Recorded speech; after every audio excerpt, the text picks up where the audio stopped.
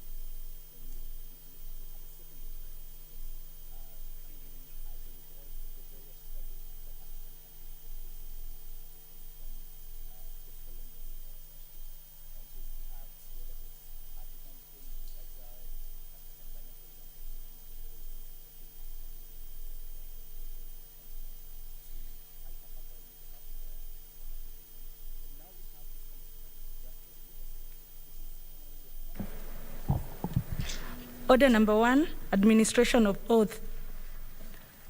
Order number 2, communication from the chair.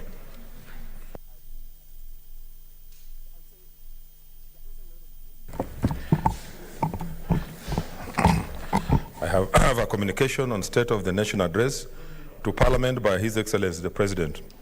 Honorable Senators, by a letter referenced SH 115, dated 23rd October 2020, addressed to the Speaker of the National Assembly and copied to the Speaker of the Senate, the Office of the President informed Parliament of the intention to have His Excellency the President address a joint sitting of Parliament pursuant to Article 132 of the Constitution on Thursday, 12th November 2020. As you may be aware, Article 132(1)(b) of the Constitution and Standing Orders number 22(1) of the Senate require the President to address a special sitting of Parliament once every year and at any other time.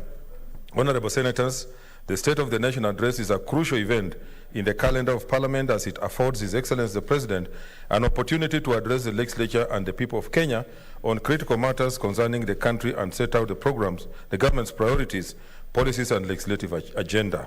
In furtherance of Article 132(1)(c) of the Constitution, Parliament also receives from His Excellency the President 1, report on all the measures taken and progress achieved in the realization of national values referred to in Article 10. 2, report on the progress made in fulfilling the international obligations of the Republic. In addition, Article 247 of the Constitution requires the President in his capacity as the chairperson of the National Security Council to report to Parliament annually on the state of the security of the Republic. Honorable Senators, following consultations with the Speaker of the National Assembly, this is to inform you that a special sitting of Parliament will be held on Thursday, 12th November 2020 at 2:30 p.m. in the National Assembly Chamber, main Parliament buildings. In view of the limited sitting space in the chamber due to the COVID-19 public health guidelines, the officers of the speakers and clerks of both houses of Parliament are making the requisite arrangements to facilitate the special sitting.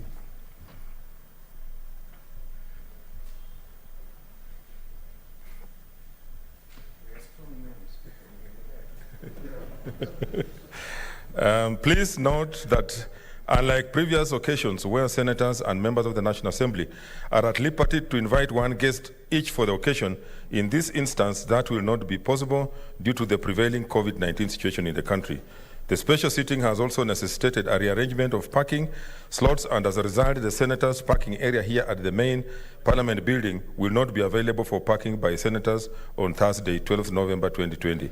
Alternative parking arrangements within the precincts of Parliament will be made and will be communicated to senators through the office of the clerk before the special sitting. I thank you. Next order. Order number 3, messages. Order number 4, petitions. Order number 5, papers. Leader, majority.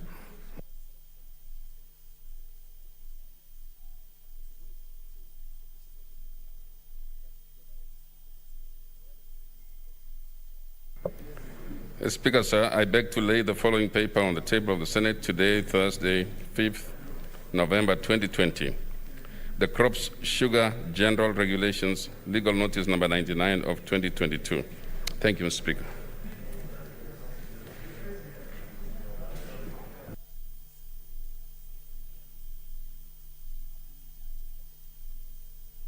Next order. Order number 6, notices of motion. Order number 7, statements. Standing Order 48-1, statement by nominated Senator Petronila Were. She's not there. Senator Lamu County, Senator Anwar Loitiptip.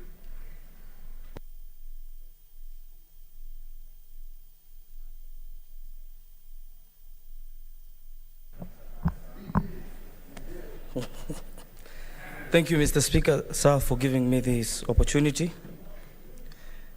I rise pursuant to Standing Order 48-1 to seek a statement from the Standing Committee on Roads and Transportation concerning the lack of exploitation of maritime job opportunities by the youth residing in the coastal region of the country. In the statement, the committee should, 1, provide the current employment statistics of the youth in the maritime sector and their skill set.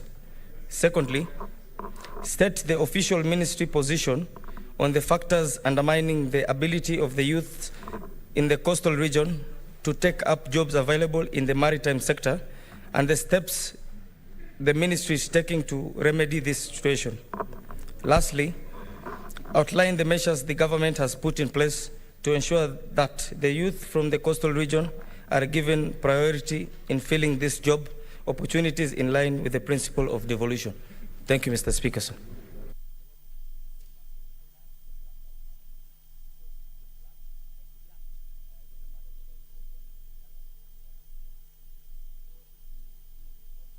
Senator Munyahaji.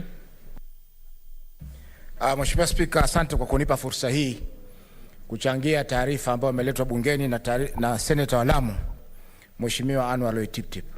Mheshimiwa Spika, majuzi tulitamaushwa na ripoti zilizotokea katika vyombo vya habari ambazo zilikuwa zimezungumzwa na katibu wa kudumu katika Wizara ya Usafiri na Miundo Msingi, Madam Nancy Karigithu. Mheshimiwa Spika alisema kwamba alinukuliwa akisema kwamba vijana wa pwani hawezi kuajiriwa katika kazi za meli kwa sababu hawana Kiingereza, hawakusoma somo la Kiingereza. Mheshimiwa Spika, kwa afisa mkuu wa serikali katika Jamhuri yetu ya Kenya kutoa matamshi kama hayo, Mheshimiwa Spika, lilikuwa ni jambo la kuvunja moyo sana. Mheshimiwa Spika, tukiangalia kwamba kazi za bahari, kuna meli za Kichina, kuna meli za Kigiriki, kuna meli za Kitaliani, kuna meli za kila aina, Mheshimiwa Spika, ambazo zinakuja na kuondoka katika bandari ya Mombasa. Na kuzungumza lugha ya Kiingereza, Mheshimiwa Spika, sio lazima mtu aweze kupata ajira katika meli hizo. Mheshimiwa Spika, itakumbuka pia kwamba Kenya, ukilinganisha Kenya na Tanzania wana chuo ambacho kinatambulika ulimwengu mzima cha masuala ya mambo ya bahari, na Wakenya wengi wanasafiri kutoka Kenya kwenda kusoma mambo ya bahari katika Tanzania. Lakini ukiangalia Tanzania, lugha yao rasmi ni ya Kiswahili, hata bunge maongezi yanafanywa kwa Kiswahili, maelezo mengi ama communication ambazo zinafanywa kwa lugha ya Kiswahili. Kwa Mheshimiwa Spika, tunashangaa kwamba ikiwa wanafunzi wetu wanakwenda Dar es Salaam kufundishwa kwa lugha ya Kiswahili, itakuwaje katibu wa kudumu katika Wizara ya Usafiri na Mawasiliano kusisitiza kwamba lazima watu wamesoma Kiingereza ndio waweze kupata kazi katika meli? Mheshimiwa Spika, itakumbukwa pia kwamba mabaharia wa zamani, kazi ya ubaharia imekuwa katika mji wa Mombasa au katika pwani kwa jumla kwa muda zaidi ya miaka 100 na zaidi hapo, kwa sababu Vasco da Gama alipokuja mara ya kwanza, alipokuwa anatafuta njia ya kwenda India, alishuka Mombasa, na alipofika Mombasa alipata wataalamu wa bahari wakamsafirisha mpaka India. Kwa hiyo Mheshimiwa Spika, swala la kuwa lazima uwe na lugha ya Kiingereza ndio uweze kupata kazi katika meli ni swala ambalo halina utaalamu wote ambao tuweza kusema kwamba ndio.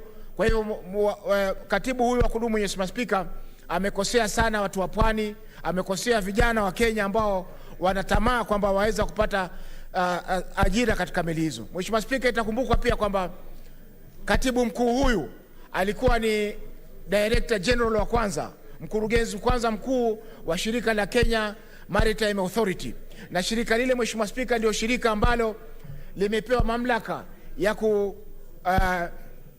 ya kuwafunza mabaharia na kutoa vibali kwa taasisi ambazo zinafundisha mambo ya bahari. Lakini Mheshimiwa Spika, mpaka alipoondoka ofisini baada ya kuhudumu kwa muda wa zaidi ya miaka 3, hakuweza kuweka msingi wowote wa vijana kama hawa kuweza kuajiriwa katika kazi kama hizi. Kwa Mheshimiwa Spika, tunakemea sana kauli hii ya katibu huyu mkuu, Mheshimiwa Spika, na hafai nafikiri kuendelea kutumika katika wadhifa ule, kwa sababu ameweza kukaidi na pia kuvunja kanuni za kisheria ambazo atakana kutekeleza. Asante Mheshimiwa Spika kwa kunipa fursa hii. Senator Mwaruma. Asante Mheshimiwa Spika kwa hii fursa ulionipa kuchangia hii taarifa ya Seneta wa Lamu Mheshimiwa Anwar kuhusu uajiri wa kazi katika sekta ya Maritime. Ukweli ni kwamba Mheshimiwa Spika, tumeona ya kwamba watu wanaotoka sehemu za pwani wanatengwa wakati inapofikia ni kuajiriwa kazi kule kwa ubaharia, na naunga mkono pia Mheshimiwa Seneta wa Mombasa, Mheshimiwa Mwenyefaki Haji, nikimuunga mkono kukashifu kwa kinywa kipana yale matamshi ya PS wa Maritime, Mheshimiwa Karigidhi, waliyesema ya kwamba wakazi wa pwani hawezi ajiriwa katika ubaharia kwa sababu hawajui Kizungu.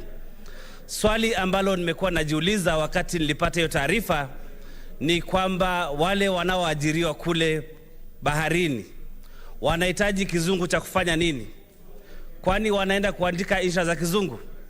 Kwani wanaenda kufanya kazi za walimu? Mheshimiwa Spika, nimepata fursa ya kwenda kule Uchina, na siku moja nilikuwa natafuta hoteli ya kulala. Yule mwelekezi aliyeko kule alikuwa anajua maneno mawili ya Kizungu tu. Yule mama Mchina alikuwa anajua tu follow me, na nilienda mpaka kwa hoteli yangu nikapata huduma vizuri. Sasa nashangaa hii leo ya kwamba kama utaajiriwa ufanye kazi ya bahari lazima ujue kizungu. Hicho kizungu cha kufanya nini? Mheshimiwa Spika, kazi ya ubaharia nyingine za kufunga spana, zingine za kusafisha bahari meli, zingine labda ni za kuelekeza mizigo vile itakavyoenda.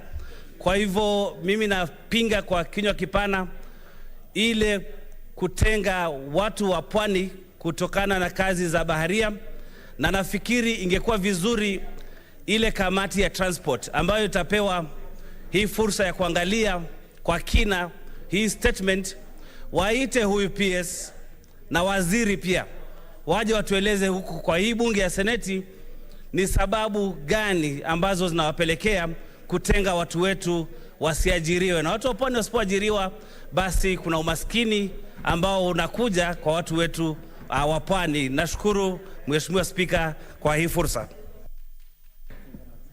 Senator Mazayo.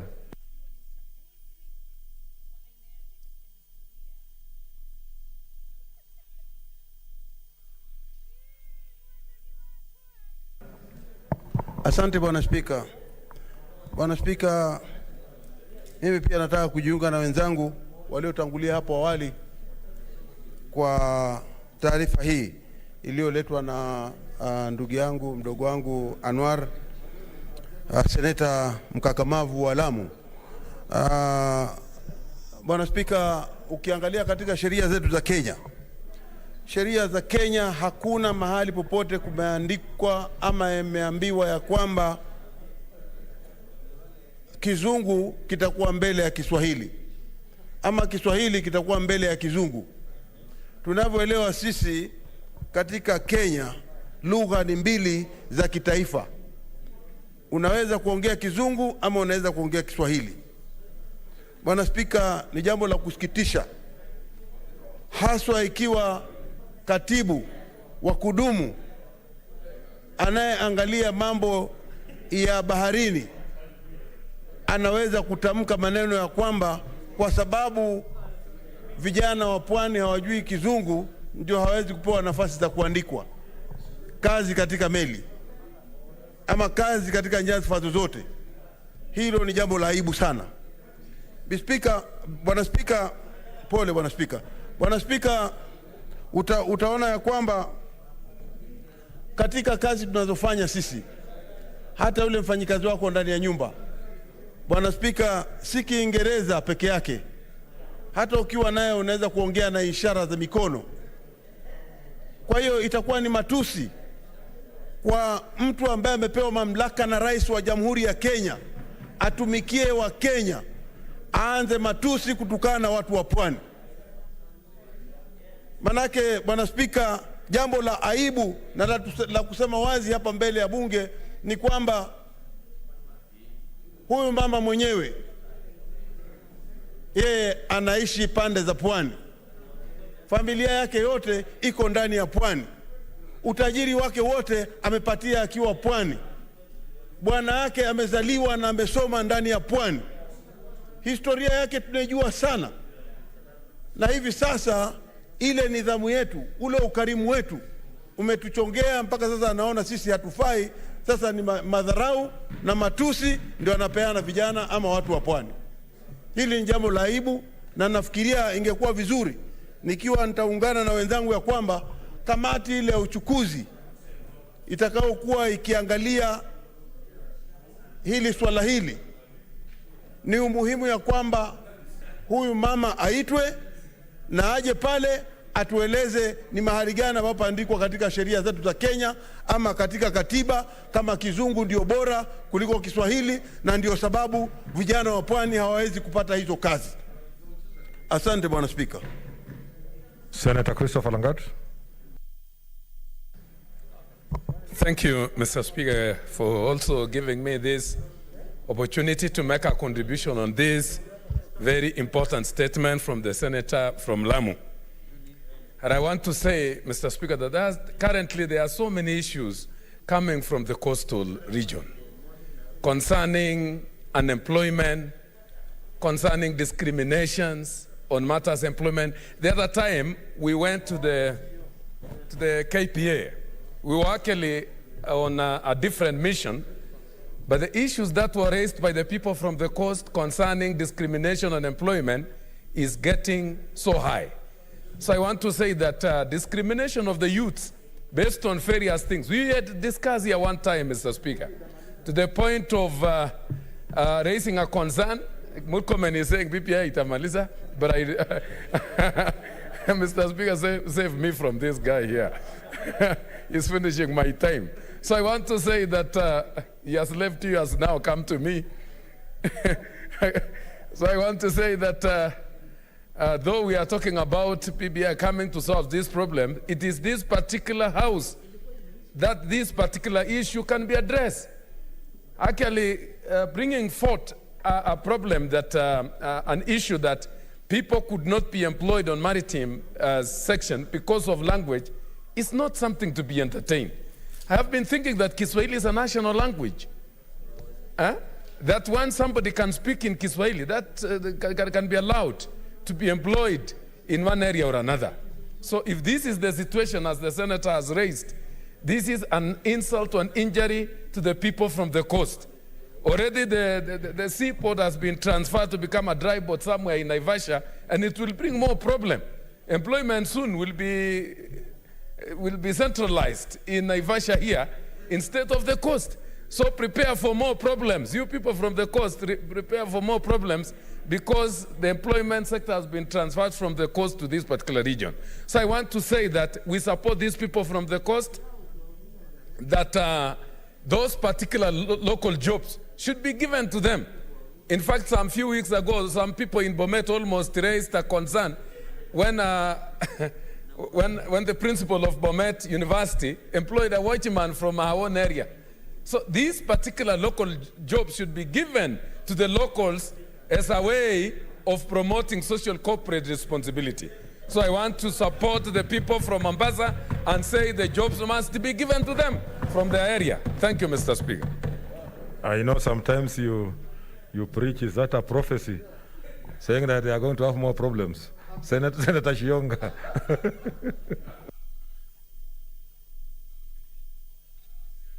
Give me the mic. Okay, thank you, Mr. Speaker, for giving me this opportunity to join my colleague into contributing to this statement.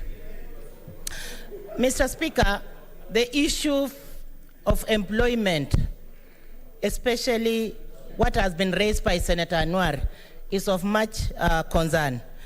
Mr. Speaker, yesterday we had a statement from Senator of Mombasa on the leadership of the Maritime Department. And today we are talking about discrimination in the same department on the youth. It needs to be heard that when the region is crying so much, especially on employment and discrimination, these people or the region needs to be listened to. Mr. Speaker, we entertained devolution. We are here to defend devolution. And the devolution is all about the locals and how best we can empower the locals. Youth are part of these locals from the coast. And if one can discriminate the locals from the language they speak, from the skills they have, and they already have the skills, it's only the language, they must be told that that is the worst thing they can ever give to this particular region. Mombasa, just like any other region in this Kenya, needs to be respected. Coastal region, coastal people, whether they have land or not, they have skills and they can deliver. Hence, this job of the youth or to the youth needs to be given to them. We need to empower devolution in coastal region by giving the maritime, especially maritime jobs, to the youth in Mombasa. We always blame the youth in Mombasa or in coastal region that these guys or these particular people are drug addicts. Then why should we then remove the jobs that they demand from them just because of a statement that can be made in English? The officer that has been mentioned here needs to be recalled because he's not qualified to lead Kenyans under discrimination. She is not, whether she's a man or a woman, she's not worthy being a leader in this Kenya. When you discriminate the youth in this country, that they cannot speak English. Not everyone can afford English, Mr. Speaker. And he needs to know that if she's a leader, we can remove her. She's not worth being a leader in this Kenya. She's not worth being a minister in this republic because she is discriminating. Mr. Speaker, I want to urge you. I lead I'm a chair leader or a chairperson of national cohesion, equal opportunity, and regional integration. And I'm saying that if you can, I request you to assist by, if you are giving to transport, we do joint meeting with this so that I can bring in the issue of discrimination and we take this person a lesson. Thank you, Mr. Speaker. They are saying you scoop them. Senator Mutula Kiloso Jr. You have the powers in your committee to scoop them. So, Mr. Speaker, thank you for the opportunity. Somebody recently said, and I want to quote them, it was a friend of Murkomen at some point, Senator, said, what's good for the goose is good for the duck. What am I saying? I'm simply saying, Mr. Speaker, even the people who speak English don't speak it well. But it's even worse when you discriminate a young person based on language. And the matter of young people, whether we call them, and Murkomen is a good person to address, and Senator Cheruiyot, because they are propagating even themselves in the public domain, discriminatory tendencies. Whether you're denying somebody a job because they come from Coast Province, or whether you tell a young man you're poor because somebody else is rich and has taken money from you, it's the same principle. So, on my part and for my good colleagues, including Senator Mazzaya, a judge, under Article 232 is very clear what a public servant is supposed to do. So, as Senator Masitsa Shionga is scooping them, the Article 232, Part 1H, 1I, says affording equal, adequate and equal opportunities for appointment, training, advancement at all levels of public service to men, women, members of all ethnic groups, and persons with disability. Mr. Speaker, if a person is hired and is a Kenyan and cannot speak English, they should be trained, given a book, trained for a few days to speak English, not denied an opportunity. That person who was posted there and is on public funds, sitting in Mombasa, getting hardship allowance on behalf of Kenyans is incompetent. We should say as much, should be terminated. And Senator Anwar Ole Tip, please write an official complaint. We did a law here under Article 232 on the principles of values of public service. We have a person who is an official ombudsman of public service. If a person violates the principles of public service, you write an official complaint for which you are supposed to be heard. Because that person has violated the rights of young people in Coastal Province. Thank you, Mr. Speaker. Senator Onesimus Murkomen. Thank you, Mr. Speaker. This is a very valid question and concern raised by the Senator for Lamu. And Mr. Speaker, these are some of the issues that as a country, I get shocked when we are told, Mr. Speaker, every time we raise these very important issues, the answer always given to us is that, Mr. Speaker, we need to change the Constitution. Mr. Speaker, these are issues of implementation. We cannot start telling the people of Lamu or the people of Coast that when we talk about issues of employment and discrimination, which is a real issue. And I'm saying this with utmost respect, Mr. Speaker, as a person who has, as a leader, visited most of those counties in Coast, but who was even a member of who worked, Mr. Speaker, those days when we were collecting views. I actually went to most of the counties of Coast during the CKRC time of Yash Palgai. And one of the things that the people of Coast have always complained about is discrimination. Now, they are not only being discriminated in getting jobs in the mainland, if I put it that way, in this part of town, of Nairobi, Mombasa, Kisumu, Eldoret, Nakuru. They are now even being discriminated back home, Mr. Speaker, where they come from. And I think, Mr. Speaker, it is a paradox. It is something that really should prick the conscience of those who are in authority and positions of governance. And to make it worse is to use English language as an excuse when, Mr. Speaker, we know that the national language is both Kiswahili and English. And we also know that even the peers attributed, whose words are attributed to, Mr. Speaker, this issue of discrimination, Mr. Speaker, I've listened to her. She doesn't speak good English. And if English was the consideration for her to be in that office, Mr. Speaker, that office, she would be the one who would have been, Mr. Speaker, removed herself. She would not have qualified to hold the position she's speaking about. So I think to the committee that's going to look at this issue, they should put it a greater consideration. A research was done by National Cohesion and Integration Commission as to the ethnic and regional composition of government offices, both parastatals and public service, and it shows clearly that, Mr. Speaker, the people of Coast are the most discriminated. But I want to challenge also Senator, my friend Senator Anwar Ole-Tiptip. Mr. Speaker, I know he's running around now. I want to challenge him, Mr. Speaker, because he has been in the forefront. I saw him the other day hugging the president and thanking him for BBI. Mr. Speaker, there are serious issues in the BBI report that affect people of Lamu. One of which, Mr. Speaker, is a provision that says per capita earning insofar as division of revenue is concerned must not go beyond 3 times the lowest county. If that will happen, Lamu will lose 2 billion shillings. Mr. Speaker, the way Senator Anwar is so loud about unemployment, I want to hear his voice about BBI report, Mr. Speaker. He cannot, and I want to challenge him as a young person. I hope he's not falling into that trap of BBI report that says forming a commission will get jobs for people of Coast.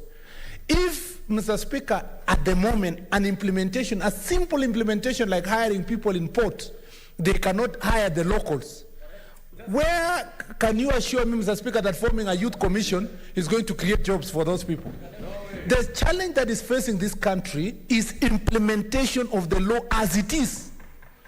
And, Mr. Speaker, we must be seen to stand up. And I want to challenge you, Senator Anwar. Senator Anwar, you are my friend. And I'm glad to do this here because you are my younger brother.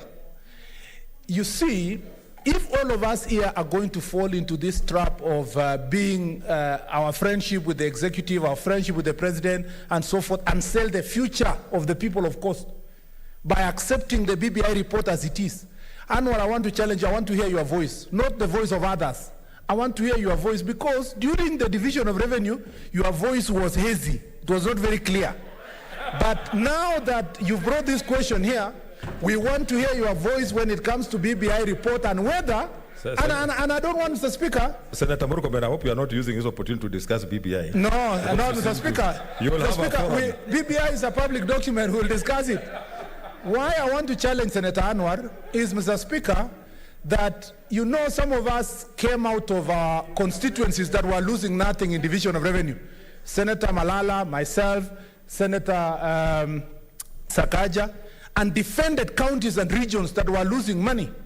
Mr. Speaker, I want this time round to see those counties that are suffering as a result of this good formula in the BBI report, led by Senator Anwar Ole-Tiptip, to be on the forefront so that all of us can come behind them.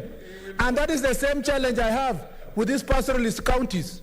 Because, Mr. Speaker, I saw all the pastoralist counties yesterday or the other day stood firm and said, we must deal with this formula, and I was hoping Anwar was going to sit with them. And I want to extend this challenge to the majority leader in this House, Mr. Speaker, Senator Pokisho, because he was on a press conference alone, calling himself majority leader and speaking on behalf of pastoralists when there was no other pastoralist with him.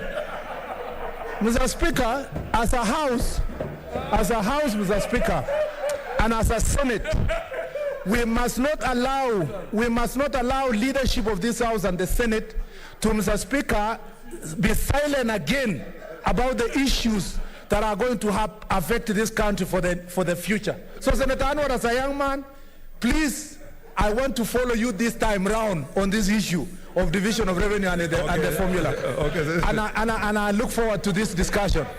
Thank you, Mr. Speaker, and I beg to support. Senator Murugemen, you have said so many things. I hope you are. Senator Mogeni.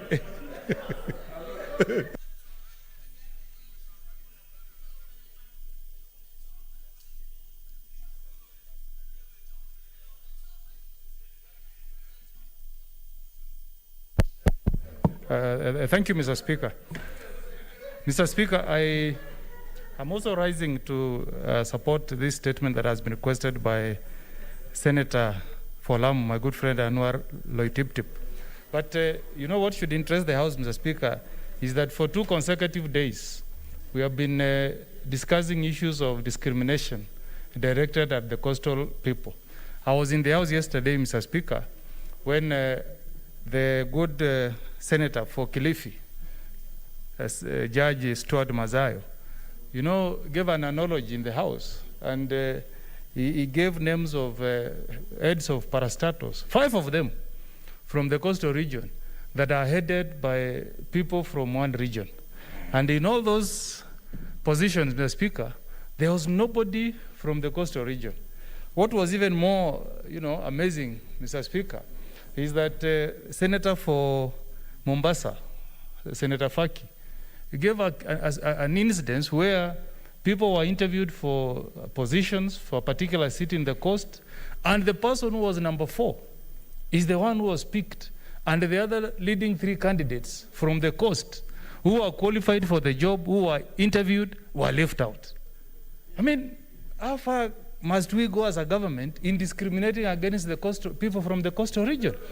I mean, I was shocked, Mr. Speaker, because if the excuse now is that the youths have not gone to school and learned the English language, what about the incidents that was brought to the attention of the House yesterday, where somebody has applied for a job of a CEO, is from the coast, is qualified, he becomes number 1 after the interview, and then is left out?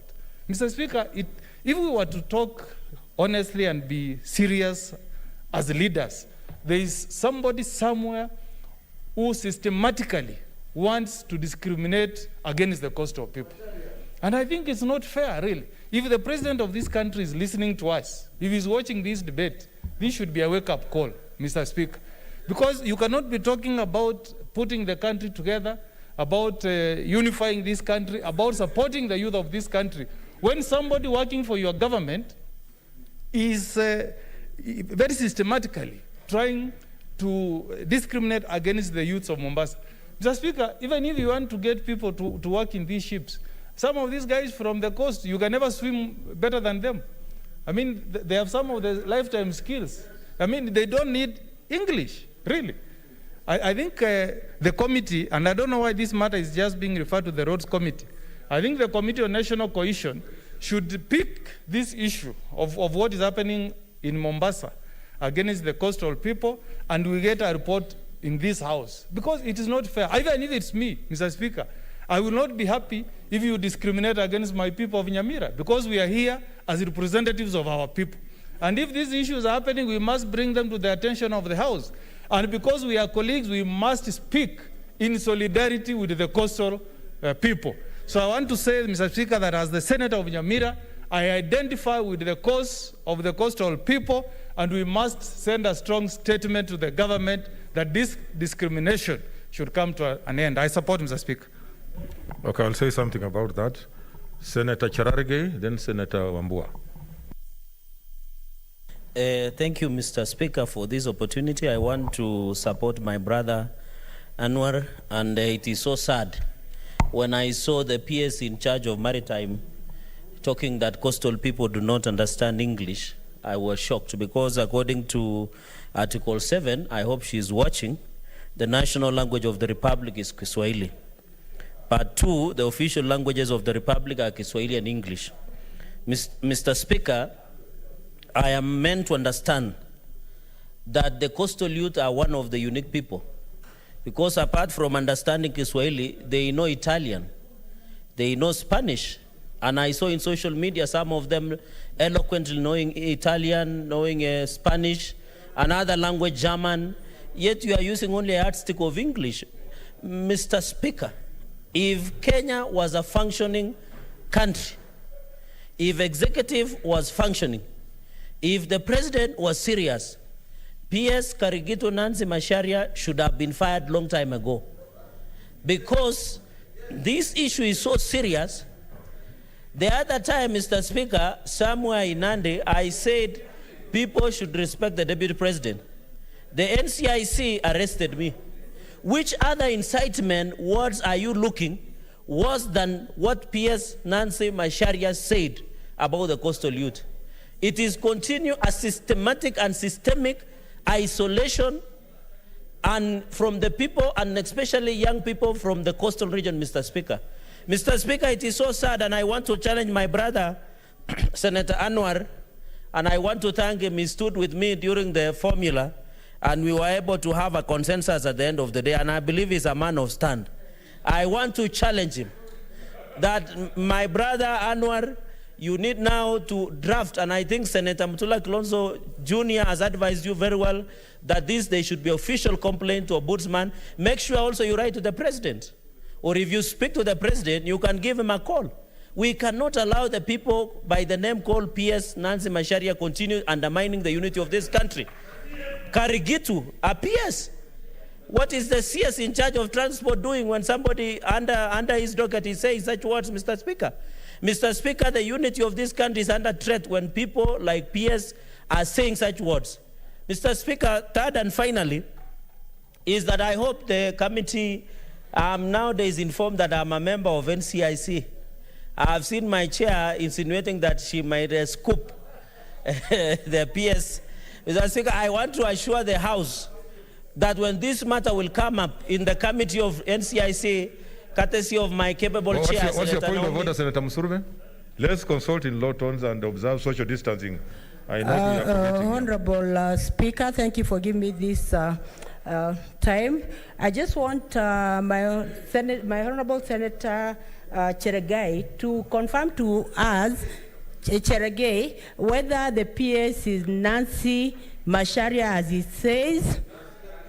Yes, kindly, just make it clear before the floor of the House, because we have Nancy Macharia, who is CEO, TSC. Is it the same one you are referring to?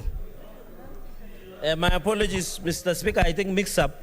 I think it's Nancy Karigitu. I correct, and my apologies, I didn't insinuate the CEO, Nancy Macharia of TSC. So, Mr. Speaker, finally, I want to urge the people of Coast Region. I have seen the pastoralists have taken a position yesterday. If you allow this document called BBI to pass, the statements that are made by PS Nancy Karigitu will be the order of the day. You must stand and be counted. The people of Coast should be given equal opportunities like the people in Rift Valley, like the people in Western, like the people in Nyanza. Everywhere they have equal opportunities. And I can look, I want to challenge my brother, Senator retired Stewart Madzayo. You are very vocal during the formula period, and even Senator Faki. This is the right time to stand and be counted. Somebody said, you will not be judged where you stand when it is peace and calm, but the person who is in charge in the ring where there is sweat and blood. This is the right time to defend your territory as the people of Coast. That is the attitude some people have towards the people of Coast. And you must stand with the right side of history by defending such statements. And I want to thank Senator Anwar Loitiptip. As young people, we are proud of you. And we pray that God may continue to give you wisdom so that you can continue to stand guidance of Senator Faki, Senator Stewart Madzayo, and all the team from the Coast Region. I thank you, Mr. Speaker, sir. Finally, Senator Wambua.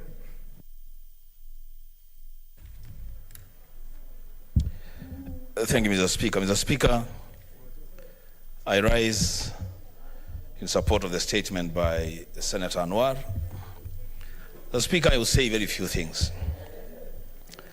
One, Mr. Speaker, the PS owes the people of the Coast Region an apology. she owes the youth of the coast an apology, and a public apology for that matter.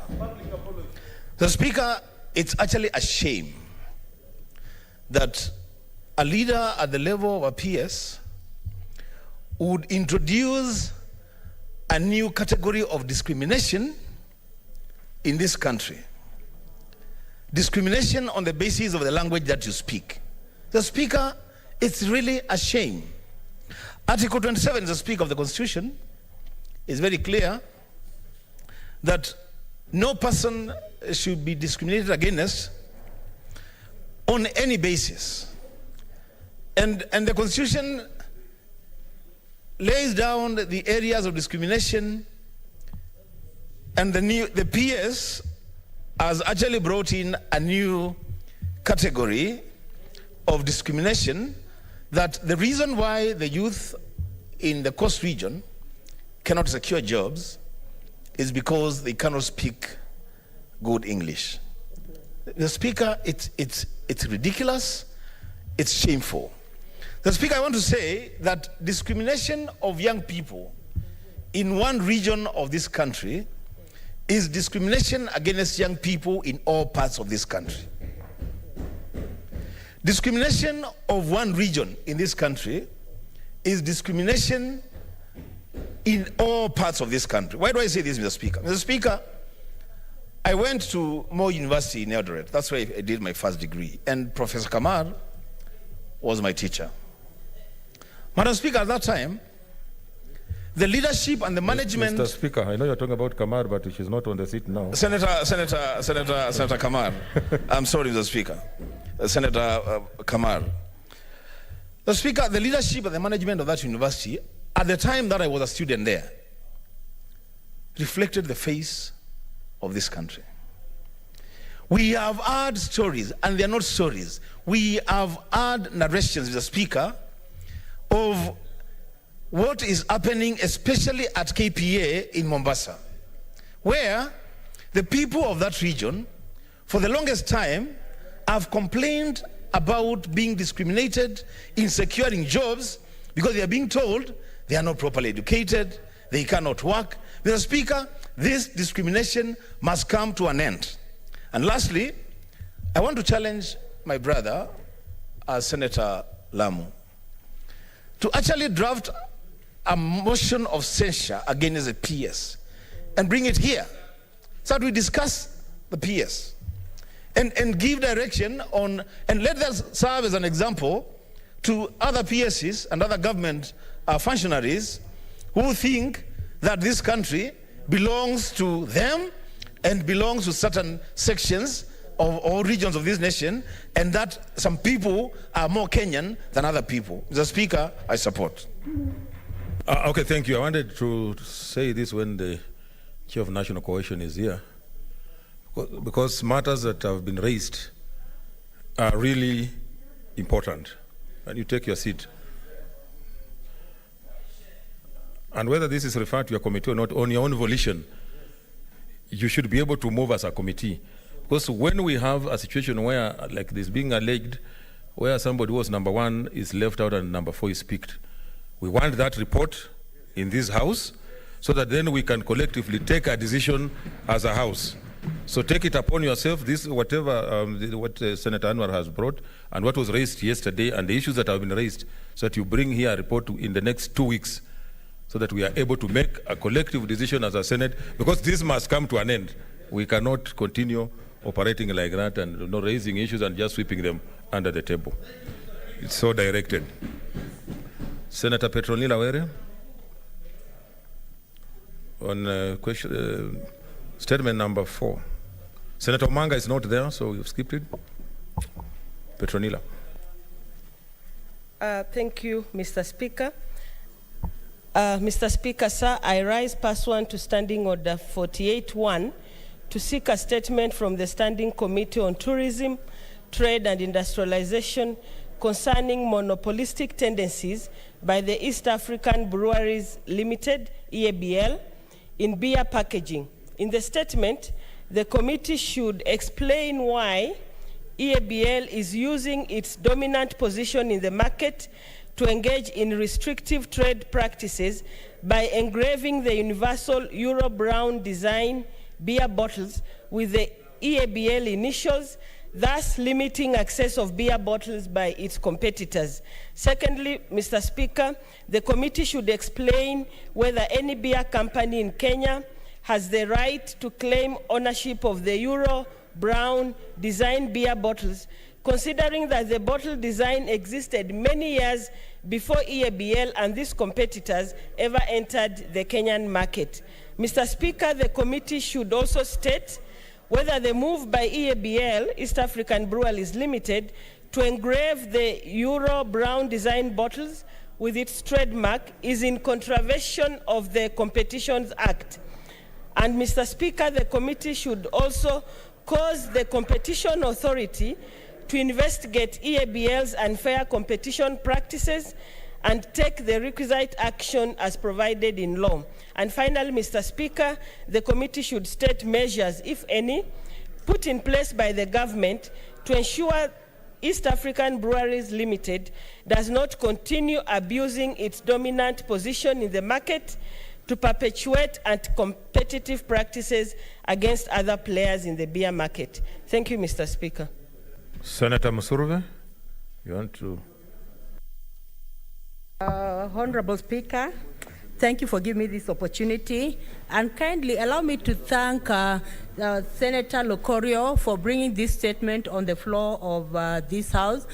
And I want to say, Honorable Speaker, it is actually a practice that companies that are doing very well, companies that are moneyed, take advantage of branding themselves and using the money they have to ensure that they really have more customers, more clients at the expense of other companies. I want to say, Honorable Speaker, that this is a situation that should be interrogated in the Committee of Tourism where I sit.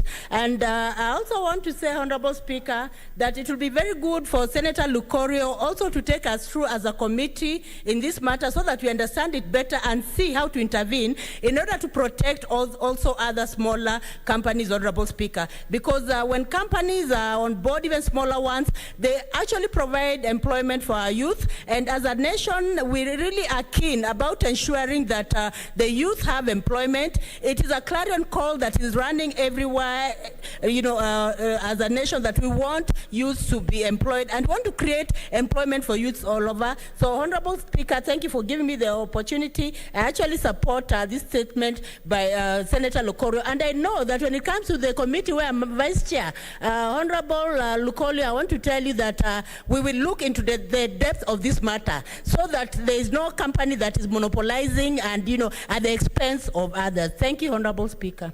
Senator Faki, what's your intervention?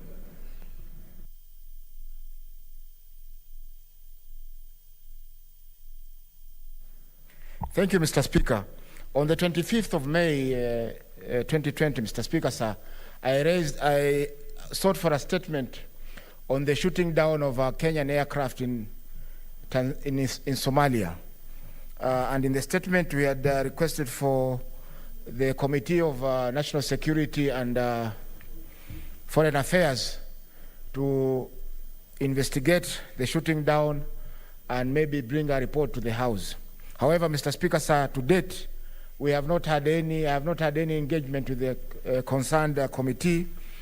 And to make matters worse, Mr. Speaker, sir, the IATA rules provide that a preliminary report be issued by the host country where the accident occurred on how the accident occurred and what measures they are taking to avoid future accidents.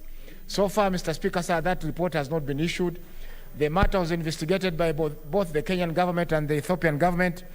And the delay in the release of this report, Mr. Speaker, sir, is also delaying compensation that could be paid by the insurers of the aircraft to the families of the victims and also those who are involved in the accident. So, Mr. Speaker, sir, I'm seeking your intervention so that the concerned committee can be able to rise up and take up this matter, because time is running, and within 1 year from the date when the accident occurred, that is the 4th of May, 2020, this matter may not be able to be brought up in any court of law, because the IATA rules provide that any claim which is supposed to be made, it has to be made within a period of 12 months from the date of the accident. So, Mr. Speaker, sir, I beg for your intervention in this important matter, because 5 Kenyans died as a result of this accident, which was occasioned by the negligence of the members of the Ethiopian Defense Forces who are stationed in Somalia in the area of called Bardale. Thank you, Mr. Speaker. I know the chair of the committee is indisposed. The vice chair is an observer in the US, the controversial elections. Yes, Senator Uta. I don't know that we have any member from the committee. National Security, yeah? Anwar, who is a member of the Security Committee? Senator Mahmoud. Why don't you communicate that we need that report, just like Senator Faki is saying, this is time-bound. Give him the mic.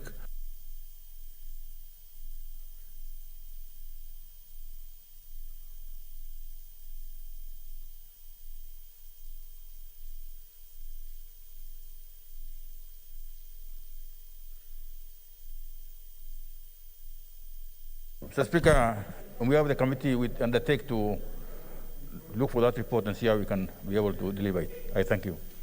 Okay. Senator Chararge, Chief Whip, observe social distancing. Senator Chararge. And you know, Chair, protect me. The Chief Whip is becoming miscellaneous here. Chief Whip. Whip. I don't know why the Chief Whip is becoming excited. Maybe because of BBI, he has said we should go to the people instead of Senate. Mr. Speaker, I want to support what Senator Were has just said, that there are some companies, Mr. Speaker, that have experienced monopolistic tendencies. Mr. Speaker, like for example, EBL cannot claim patent of a specific way of designing, yet it is an internationally accepted standard that is being used by most companies, Mr. Speaker. The problem we have in this country is not even EBL, which is becoming rogue and becoming monopolistic. The problem we have in this country, Mr. Speaker, is we have an agency called Competition Authority of Kenya, which is just grossly incompetent, chronically ineffective, and moribund. Because, Mr. Speaker, when we even raised the issue of the milk and dairy sector in this country, it is the Competition Authority that have allowed some companies in this country, especially in the milk sector and dairy sector, that have run amok, Mr. Speaker. So when you see companies like EBL micromanaging and controlling and remote controlling Competition Authority to allow them to override other companies that are beer making in this country, it is very sad, Mr. Speaker. And therefore, Mr. Speaker, I want to call upon, there are many other multinational companies. We have even other companies that run telecommunication in this country, Mr. Speaker. The Competition Authority has left Kenyans at the mercy of these monopolistic companies, Mr. Speaker. Mr. Speaker, you find EBL can dictate how the market of beer in this country can be run, yet the Competition Authority should be protecting Kenyans. Are we at the mercy? And these are agencies that were created, Mr. Speaker, to put a leash into an insatiable appetite by companies that have monopoly, from the dairy sector, agricultural sector, to the beer sector, to even telecommunication sector, Mr. Speaker. There is a company in this country, I don't want to name it, that they are monopolistic in telecommunication, Mr. Speaker. They decide on how to sell data bundles. They decide on how to give the pricing in terms of engaging in buying airtime and many other issues, Mr. Speaker. So, Mr. Speaker, I want to request the committee that you will direct that Competition Authority must be summoned here. It is a government agency. It should be putting leash on the insatiable appetite by the monopolies that we have. Because, Mr. Speaker, they will never care about Kenyans. They will always care, Mr. Speaker, about the profits they want to make. They want to make satanic profits in this country at the expense of the welfare of the citizens that we have. Mr. Speaker, I hope this matter will be addressed as soon as possible so that we don't allow EBL to behave in a manner that they want to monopolize everybody and dictate on how the market should look at. Competition authority must be looked out. Even in the dairy sector, as farmers, we have always complained that there is one of the companies in this country that control 40% of the milk market prices in this country, and yet competition authority of this republic has not done anything. Mr. Speaker, I hope this matter will be put to rest, and when competition authority will come to this house, Mr. Speaker, some of us will have so many questions, from the market issues, market prices, to the aspect of the control of the beer market or alcohol market in this country. I thank you, Mr. Speaker. Senator Mogeni Eric. Yes, Mr. Speaker, this is a matter that is really important to the economy of this country.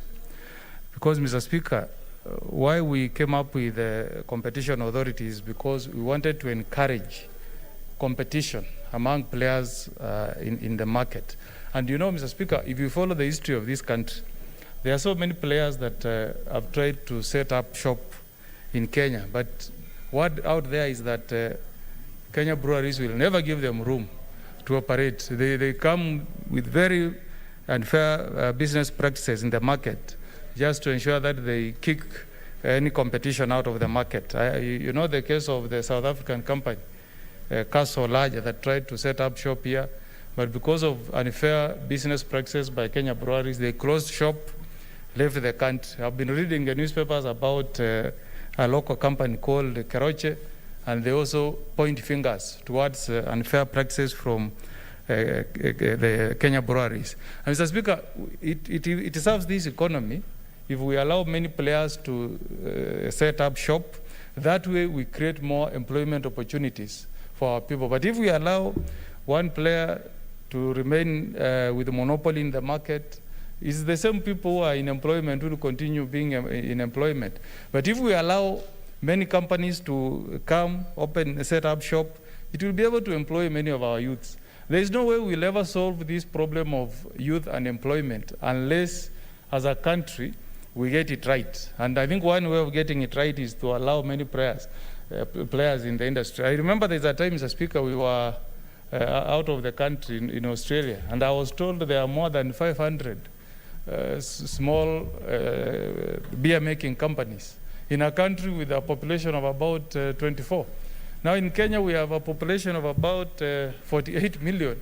And for more than 30 years, we have just had one company enjoying monopoly. It's the same thing when you talk about even the electricity distribution companies. If you go to the US, Mr. Speaker, in a country like Tennessee Valley Authority is able to supply electricity to the entire state, and which is even much cheaper than what is produced by the national grid. So if we don't bring some of these unfair practices to an end, Mr. Speaker, our economy will never grow.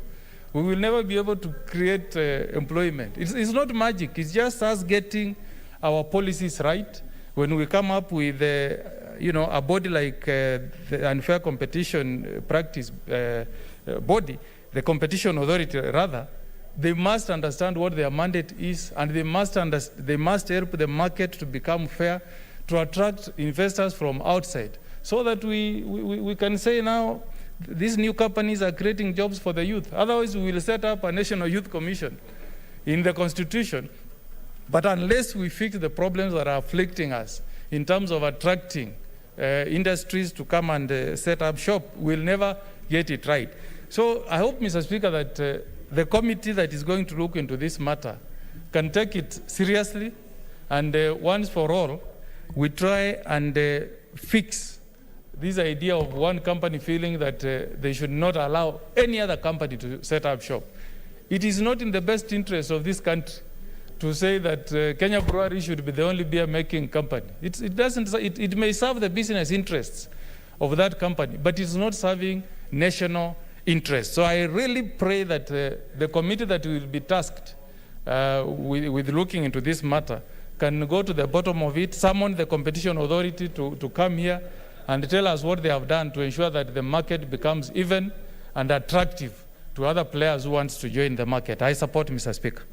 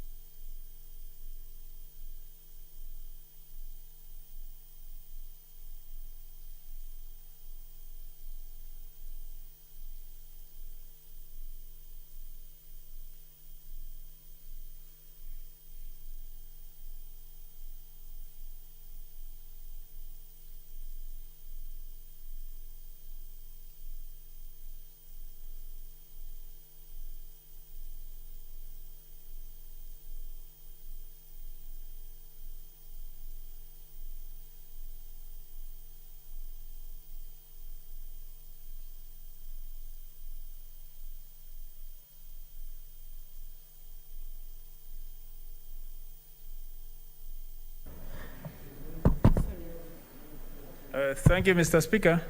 Mr. Speaker, we cannot be talking of creating jobs for our youth, giving figures of about 500,000 per year.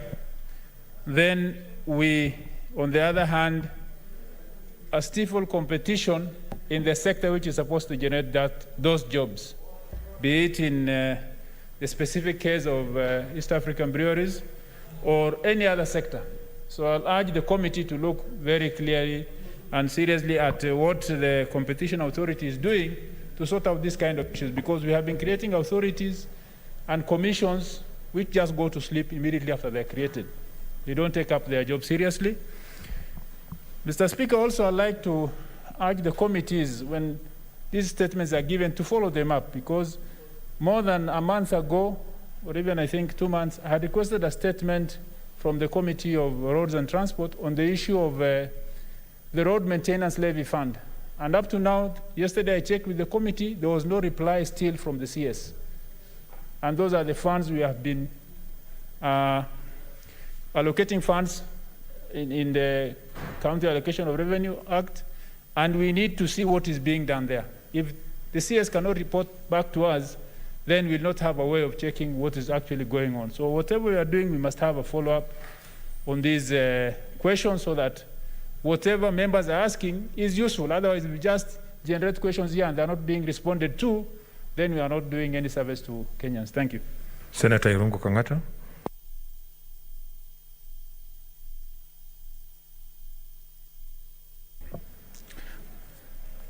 Mr. Speaker, I rise to comment on this very good petition by Senator Uwere's statement. Mr. Speaker, under a capitalistic economy, the government must always foster what we call a perfect competition economy. And in a perfect competition economy, there are certain features. Number one, companies must be price takers. That means, Mr. Speaker, that no single company should be dictating the price. And two, also, customers should be getting what we call symmetrical information. That is, equal information, so that we make the right decision in an economy. It is on that basis Kenya established the Competition Authority. But we have seen that authority failing to live up to the expected outcomes or the objectives of the law that underpins it. Why? Because we have certain sectors which are in Kenya completely dominated by certain companies. Mr. Speaker, sir, the first one is the alcohol sector. You find Kenya Breweries controls about 90%. East African Breweries controls about 90% of that market. And no action is being done by the Competition Authority to take remedial action.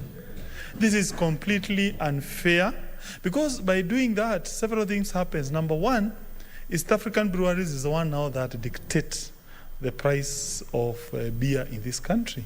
Number two, then you find that no new companies can be able to establish itself. You can't create employment. And even the worst case scenario is East African Breweries is majority owned by a foreigner. It's not even a Kenyan company. They bought out the original Kenyan local shareholders. So for me, it is not positive. It is something that the Competition Authority has neglected to take remedial actions. In other societies, like America or other developed capitalistic societies, the regulators takes major antitrust action. You will find even he can compel the company to split up. He can even compel the company to cede some shares out there, because I don't see the beer sector or the alcohol sector going forward expanding if we still have a situation where 90% of that sector is controlled by one company. Another company that has the same problem, Mr. Speaker, sir, and I urge my sister to bring a statement on it, is the telecom industry, Mr. Speaker, sir. Currently, again, Safaricom controls more than 90% of that sector. As a result, new companies cannot establish themselves in this economy. As a result, it is very easy for Safaricom to use its muscle to put out these companies. In fact, for Safaricom, Mr. Speaker, sir, there is what we call termination charges. That is, once a person calls from company X into clients of another company, let's say Safaricom, there's some money that company is supposed to pay Safaricom. As a result of that skewed economy, you find those small companies owe billions of shillings to Safaricom.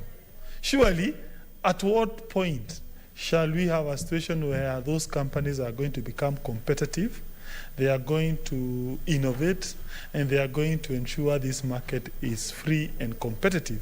Mr. Speaker, sir, Competition Authority must come and appear before the Senate and tell us why is it that they have been unable to compel certain huge companies to act responsibly, to allow the market to be open, the market to be competitive.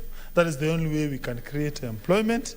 That is the only way we should be breaking what we call monopolies. Otherwise, Mr. Speaker, sir, these economies of ours will never prosper.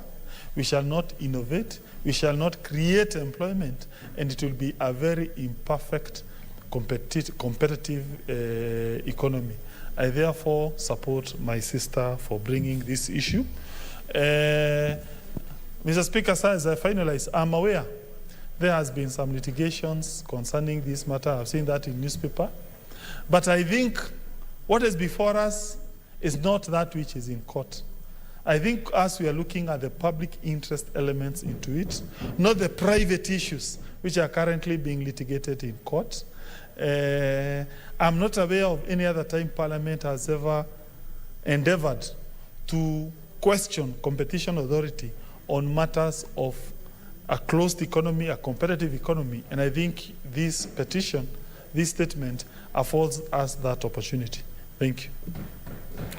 Senator Cherargei, what's your statement?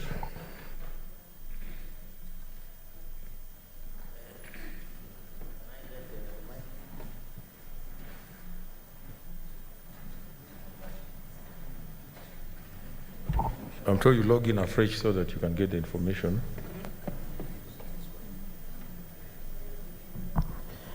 Thank you, Mr. Speaker, for that indulgence. Mr. Speaker, I raise pursuant to Standing Order 48-1 to seek statement from the Standing Committee on Energy regarding the loss of 2.3 billion Kenya shillings at the National Oil Corporation of Kenya, NOC. In the statement, the committee should, 1, state the circumstances that led to the diversion of fuel products and falsification of credit and delivery notes by National Oil Corporation of Kenya officials. Number 2, state why the corporation has failed to keep and provide proper records and order processing procedures, thus resulting in the loss of 2.3 billion Kenya shillings. And the third, Mr. Speaker, explain why no action has been taken on responsible staff for illegal diversion of products, consignments, despite being highlighted by the Auditor General, thus resulting to liquidity challenges or woes facing National Oil Corporation of Kenya. And finally, Mr. Speaker, explain what the Ministry of Energy is doing to avoid the impending assets of seizure and auction of National Oil Corporation properties due to defaulted bank loans amounting to over 5.3 billion shillings, Mr. Speaker. And it is worth to note to the House that National Oil Corporation, I think members of National Assembly also recommended that it is becoming insolvent and not tenable, and they should be privatized. That is the information I just wanted the House to be on record. I thank you, Mr. Speaker, for that indulgence. Okay, we'll go to statements. Understanding Order number 51, 1B. Chairperson, Standing Committee on National Cohesion, National Security and Defense. Senator Petronila, what's your intervention? Mr. Speaker, I have a request or a complaint, but a point of order as well, to the Committee of Labor. I placed two statements to them. a few months ago. One was on the pension issues, the frustrations at the pension department, and the other one was on the emergency fund within trade unions. They have not gotten back to me at whatever level. They have gone quiet on those two issues. And Mr. Speaker, statements is really now the only way we can really prosecute our business. Our bills lie at the National Assembly. Motions are just in motion. So if we can make sure that committees are able to work on statements that we bring here, would be doing Kenyans a favor. Thank you, Mr. Speaker. Yeah, we were with the chairman of the chairpersons of the committees, and we did agree that they will work on that. So the chair Labour, please make sure that we respond. Senator Cherargei, what's your intervention? Yes, sir. Chair, Speaker, sir, maybe before the chairperson of Labour intervenes, there was also the issue of casual laborers that were fired in issues of Wajir County Government and Nandi County Executive. So I thought we have not received any response from the Labour Committee, and at that time you had directed, since it was an urgent issue, that they should have reported back, but because we went to recess, it never happened. So I thought, according to your guidance, Speaker, you can give directions that maybe either today or by Tuesday next week, you can get even the interim answers to those statements. I thank you, Speaker. Okay. Are you in the Labour Committee? Senator, okay. Thank you, Mr. Speaker, sir. It is just last Tuesday when I read the activities of the Labour Committee, and we listed as a committee all the programs and activities, and Petrolina's statement were also listed. They are online, and Senator Cherargei's petition, we already started with it, but then as a committee, we normally like interrogating issues deeply so that we can bring it to a conclusion in the most favorable manner. And in any case, there are some issues that we are still looking for in order to actually accomplish the one of Nandi County. And I'm sure maybe in the next 1 week or so, we shall be able to dispense of that particular petition. Okay, if you can do that in the next 1 week, that would be very good. Chair, Standing Committee, National Security, Defense, Foreign Relations, I don't see them. Chairperson, Standing Committee on Tourism, Trade and Industrialization, the activities of the committee. Is there any report? Yes, sir. Senator Ali. Thank you, Mr. Speaker. This is a statement relating to the activities of the Standing Committee on Tourism, Trade and Industrialization pursuant to Standing Order 5151-1B. For the period from 1st March to 31st October 2020. Honorable Speaker, sir, I rise pursuant to Standing Order 51-1B to make a statement on the activities of this committee commencing January to August 2020. Honorable Speaker, during the period under review, the committee has held a total of 53 sittings and considered 7 bills, 1 petition, and has undertaken 1 county visit to Eldoret to check on the Moi University Circle in Eldoret County, Uasin Gishu County. 3 petitions. Honorable Speaker, regarding the petitions pursuant to Article 118 of the Constitution, 1 petition was referred to the committee during the period under review, and this is a petition that was reported by Senator Professor Margaret Kamar, MB, on the liquidation of Moi University Savings and Credit Society Limited in Uasin Gishu County.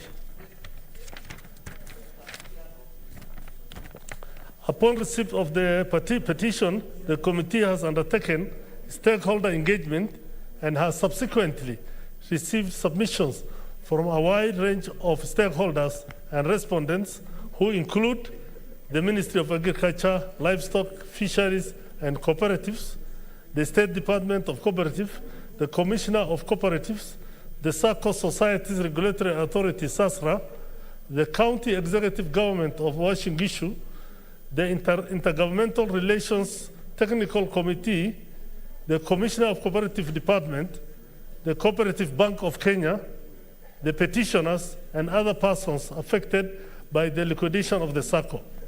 Further, on Friday, 16th October 2020, the committee undertook to a fact-finding visit to Eldoret or Shingishu County to appraise itself on the status of Moi University Circle, which included site inspection visit of the Musco Tower, the key asset for the circle that is earmarked for auction by Cooperative Bank of Kenya. The committee is compiling the evidence received, and a final report on the petition is being finalized for tabling in the Senate. Before bills, Honorable Speaker, sir, in respect of bills, the following were considered. 1, the County Tourism, Senate Bill number 5 of 2019, passed by the Senate. 2, the Street Vendors Protection of Livelihood Bill, Senate Bills number 10 of 2019, passed by the Senate. 3, the County Licensing Uniform Procedures Bill, Senate Bills number 17 of 2019, due for third reading. 4, the Circle Societies Amendment Bill, National Assembly Bill number 1 of 2018, the committee is considering public memoranda. 5, the County Resource Development Bill, Senate Bill number 2 of 2020, the committee is considering public memoranda. 6, the Investment Promotion Amendment Bill, Senate Bill number 8 of 2020. We have just discussed that from today, and it's coming for, I think, first reading soon. For the committee states. The 7, the Starter Bill, Senate Bill number 16 of 2020, has been advertised for public participation and submission of memoranda. The committee has planned for report writing retreat to prepare reports on all the bills. 5, legislative proposals. Honorable Speaker, during the period under review, the committee conducted pre-publication scrutiny of the following legislative proposals and recommended for publication by the Senate. 1, the Tourism Amendment Bill 2019 by Senator Alice Milgo. The Cooperative Societies Amendment Bill 2020 by Senator Dr. Agnes Zani. The Starter Bill, Senate Bill number 16 of 2020 by Senator Johnson Sakaja MP. 6, stakeholder engagement. Honorable Speaker, in view of the resolutions of the Senate on the reorganization of committees of the Senate, the committee had 6 new members. In this regard, the committee resolved to undertake internal induction for the new membership and held meetings with key stakeholders within the committee mandate as follows. A, the Ministry of Tourism and Wildlife. B, the Ministry of Industrialization, Trade and Enterprise Development. C, the State Department of Cooperatives. D, the Council of Governors. E, Kenya Bureau of Standards. F, the U.S. ambassador, and we met also the U.S. ambassador and deliberated on the framework for the U.S.-Kenya Free Trade Agreement negotiations. 7, challenges and recommendations. Honorable Speaker, sir, the committee experienced the following challenges in transacting its business. A member who resigned from the committee has not been replaced, which further complicates the quorum challenges. And the committee wishes to request the members to attend also the committee's meetings. I wish also to request that the leadership of the House, of the Senate, to fast track the replacement of the member who resigned from the committee. And as I said in the liaison meeting in Naivasha, Mr. Speaker, I have also other challenges which I have informed the leadership, and I hope that those things will be looked into. Number 8, priority areas for the next quarter. Honorable Speaker, sir, going forward, the committee intends to prioritize county visits and stakeholder engagements with a view to identify specific legislative interventions with regard to the impact of COVID-19 on key sectors under its mandate, including engagement with the Ministry of Industrialization, Trade and Enterprise Development, the Ministry of Tourism, the county governments, the Kenya Association of Manufacturers, and the Kenya Private Sector Alliance, KEPSA. Further, the committee will prioritize engagements with the Ministry of Industrialization, Trade and Enterprise Development on how to enhance the ongoing U.S.-Kenya free trade agreement negotiations, and mainstream county interests within the negotiation framework. Thank you, Mr. Speaker. Thank you. Chairperson, Standing Committee on Roads and Transportation. Any member with a report?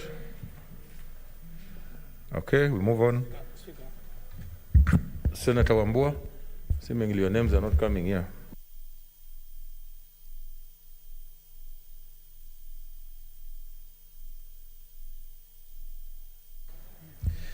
Thank you, Mr. Speaker. Mr. Speaker, I'm a member of the Roads Committee. I do not have a brief on the report, but Mr. Speaker, if you allow me, just 1 minute to make a comment on the report by Senator Ali. Just a minute on the issues he has touched. Mr. Speaker, one of the areas where I think committees of the Senate would need to up our game in all the committees, Mr. Speaker, is to take the opportunity and build the capacity of counterpart committees in the county assemblies to undertake responsibilities and roles within their jurisdiction.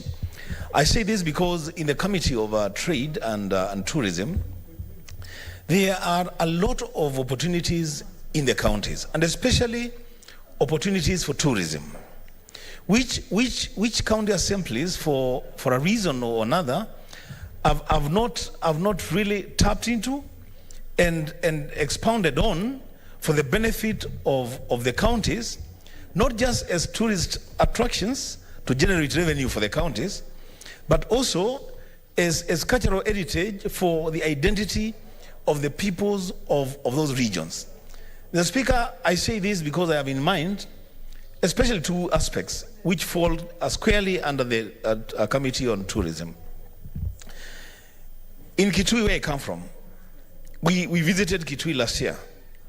We had the opportunity as a committee of the Senate to visit two very historical areas, the Nzambani Rock and the caves in Kitui East, Madam Speaker, which are said to be the breeding grounds for all the bats in Africa. These are things that we can take advantage of as a committee of the Senate to help the county counterpart committees to develop and grow tourism in the regions. I thank you, Madam Speaker.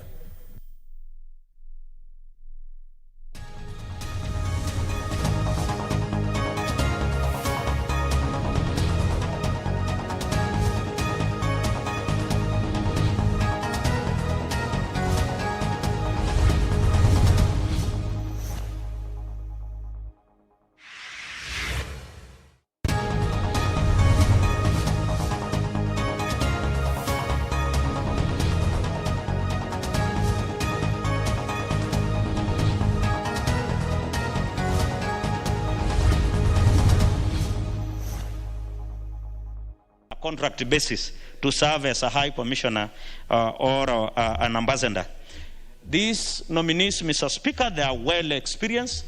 In fact, these nominees, they all have over 20 years experience in public service. And as I said, Mr. Speaker, that these are already serving public or civil servants. Out of the 14 that we vetted, 11 of them are career diplomats already serving in the Ministry of Foreign Affairs, and they have served, all of them. Each of them have served for over 20 years as a career diplomat. 11 out of the 14. The other 3, Mr. Speaker, are retired, very senior officers of the discipline forces, Mr. Speaker. So they are also civil servants, Mr. Speaker.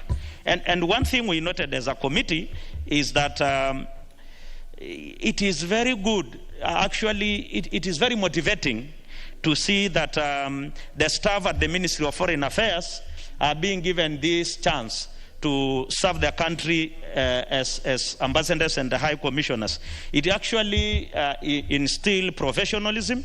It also improves career progression, and they are very happy, Mr. Speaker. Mr. Speaker, because I can see my time is really, I don't know why it's running so fast. I also want to say, though there isn't a specific requirement in academic qualification like holding a degree to serve in this position, it's also good to know that they are all graduates. And these are a very experienced Kenyans, all of them. And in terms of gender, it was okay. 5 are female out of 14. And therefore, Mr. Speaker, I would really wish to request the House that they agree with the committee and approve all these nominees for the positions proposed by His Excellency the President to serve. With those few remarks, I beg to move and request Honorable Charles Kilonzo to second. Thank you, Mr. Speaker. Honorable Kilonzo. Thank you, Mr. Speaker. Mr. Speaker, I do wish to second. And as I second, Mr. Speaker, as my chairman said, the committee was very keen. In particular, one particular seat, Mr. Speaker. You all recall that recently Kenya was elected to the position of non-permanent, got a position of non-permanent in the United Nations Security Council, Mr. Speaker. So we were very keen. We wanted to know who has been appointed to that position, Mr. Speaker. And Mr. Speaker, for the benefit of members present, the appointing authority, Mr. Speaker, rose to the occasion and nominated one, Ambassador Martin Kimani, to the UN, New York. Ambassador Kimani, Mr. Speaker, is a holder of Bachelor of Arts in Philosophy from the University of New Hampshire in the US, and also a Master's of Arts in War Studies from King's College, London. In addition, Mr. Speaker, he has pursued a PhD in War Studies from King's College, University of London. He has served as a permanent representative with the rank of Ambassador, Extraordinary. He has also served in the permanent mission to the UN office in Nairobi. He has also served with the UN, that is UNEP, and human settlement within the Human Settlement Program, Mr. Speaker. Currently, he serves as a Secretary, Strategic Initiatives in the Executive Office of the President.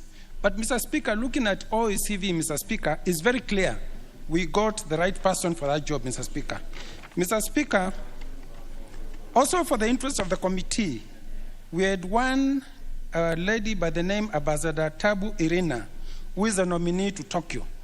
Mr. Speaker, Ambassador Tabu Irina had for about a period of 6 years, if you do recall, Mr. Speaker, under the new constitution, which was enacted in the year 2010, you cannot hold office as a state officer if you hold dual citizenship, Mr. Speaker. Mr. Speaker, again, under the Leadership and Integrity Act 2012, you do recall, members, again, that it says very clearly that all public officers shall be considered as state officers. This lady, Mr. Speaker, was born in Montreal in Canada in 1968 and has been holding dual citizenship until she renounced it in the year 2018. Mr. Speaker, I've decided to bring this up because you know we have had another case here. And we did want to know why, Mr. Speaker, why she renounced citizenship. And again, Mr. Speaker, why she had served for 6 years, knowing that what the law says. But, Mr. Speaker, it was very clear. This lady had no interest of being a citizen of Canada, Mr. Speaker. Mr. Speaker, to conclude, out of the 14 who appeared before us, the 14 nominees, 3 were not career diplomats. But, Mr. Speaker, looking at the experience, and in particular, if you look at Major General, there are 2 Major Generals, Mr. Speaker. And if you look at one Major General, Mr. Speaker, he rose to the rank, and this is Major General Ngewa Mukala. He rose to the rank to become Commander Kenya Navy, and he has a Master's of Science in Defense Studies in India. And Mr. Speaker, these are people who bring a lot of wealth in experience in the diplomatic service. But, Mr. Speaker, we noted there was a lot of interest in the media as we are doing vetting on the issue of vetting, Mr. Speaker. Mr. Speaker, in the diplomatic world, if you are to appoint a very young ambassador and post him to a country like any other country, Mr. Speaker. They look at it very negatively, Mr. Speaker. So I would urge people to understand that also age is gold. When you post somebody of this rank, this seniority in age, Mr. Speaker, you are taken very seriously, Mr. Speaker. So, Mr. Speaker, for those who are saying that this old generation should not be considered, Mr. Speaker, it is wrong. If you look at the number of ambassadors who are sent here, a big number of them, Mr. Speaker, are senior citizens of their country, Mr. Speaker. Mr. Speaker, with those few remarks, I support.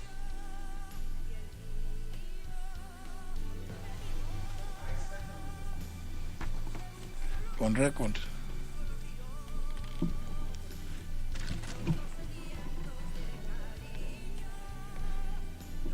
Did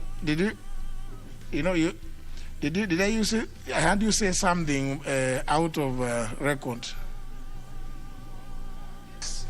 Mr. Speaker, with those few remarks, I wish to second.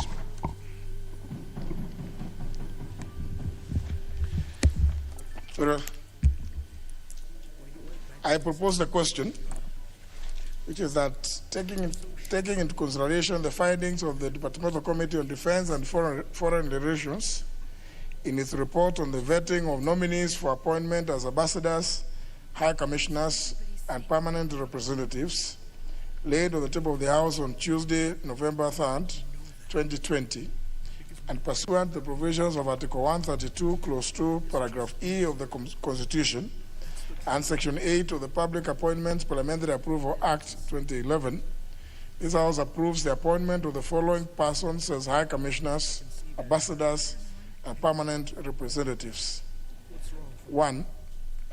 Ambassador John Tippis, Station High Commissioner to Canberra, Australia.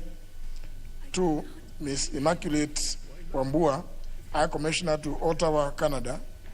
3. Ambassador Catherine Mwangi, High Commissioner to Pretoria, South Africa. 4. Ambassador Martin Kimani, Permanent Representative to United Nations, New York. 5. Ambassador Jean Kimani, Permanent Representative to UN Habitat, Nairobi. 6. Ambassador Tom Amolo, Ambassador to Berlin, Germany. Mr. Lindsay Kiptines, Ambassador to Bangkok, Thailand. Ambassador Daniel Wambura, Ambassador to Bujumbura, Burundi. Ms. Stella Munyi, Ambassador to Harare, Zimbabwe. Major General Retired Samuel Nandwa, Ambassador to Juba, South Sudan. Major General Retired Ngewa Mukala, Ambassador to Khartoum, Sudan. Ambassador Benson Ogutu, Ambassador to Moscow, Russia. Mr. Joshua Gatimo, Ambassador to Tehran, Iran. And Ambassador Tabu Irina, Ambassador to Tokyo, Japan.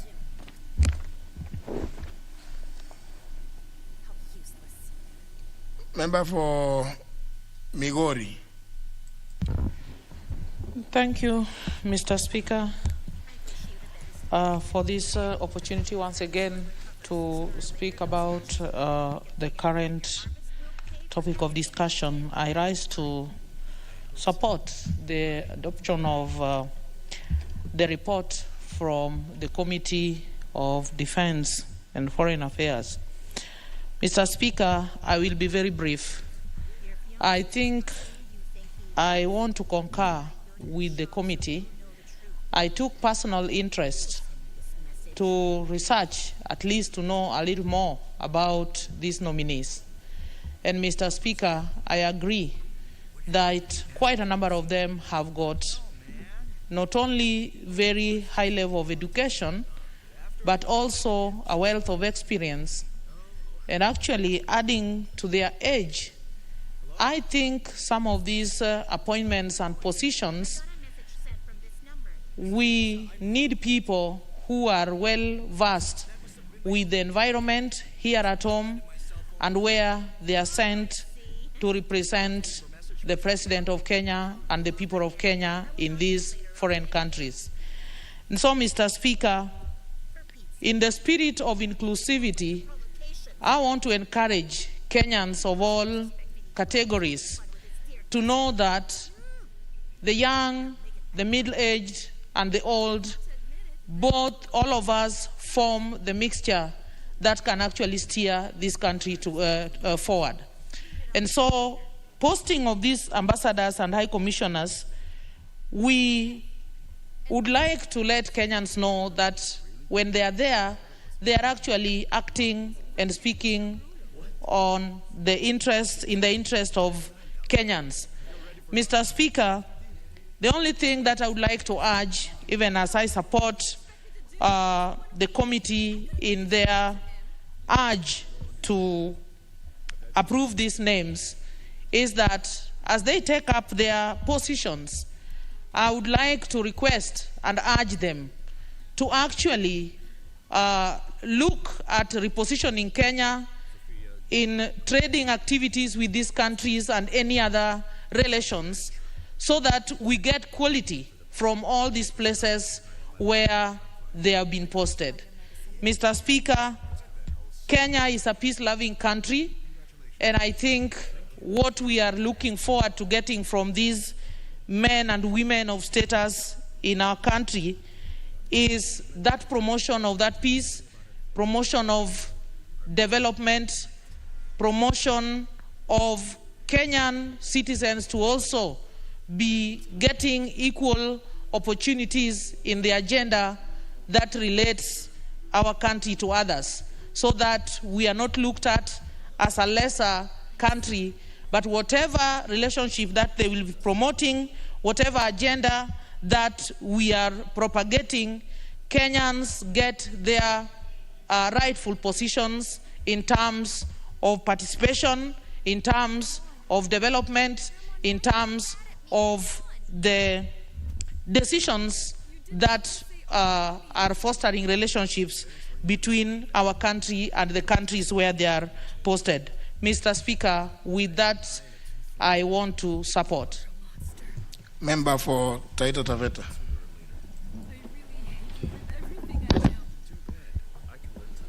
Thank you, Mr. Speaker, for also giving me an opportunity to add my voice to this. And from the onset, Mr. Speaker, I want to start by congratulating the committee for a good report, a work well done. And Mr. Speaker, I want to say, having listened to the report, I have learned that most of these nominees are already practicing. They are ambassadors practicing, and therefore, Mr. Speaker, I want to support, and by saying that it seems they are already knowledgeable in what they're supposed to do. They are already informed, and we should give them a chance to continue developing their career, because they are career diplomats. And in a special way, Mr. Speaker, I want to congratulate one Tabu Irina. I know her very well, and I know she's going to represent our country very well in Tokyo. And I want to say I support the report, and thank you very much for giving me this opportunity. Kaviani. Yeah, thank you, Mr. Speaker, for this opportunity. Mr. Speaker, I also rise to support the report to approve the appointment of those individuals into the various capacities in ambassadorial or high commissioner jobs around the world. Mr. Speaker, the first reason that I give for this is because when you look at that list, Mr. Speaker, and you read out the names, you can see a representation of the face of this country.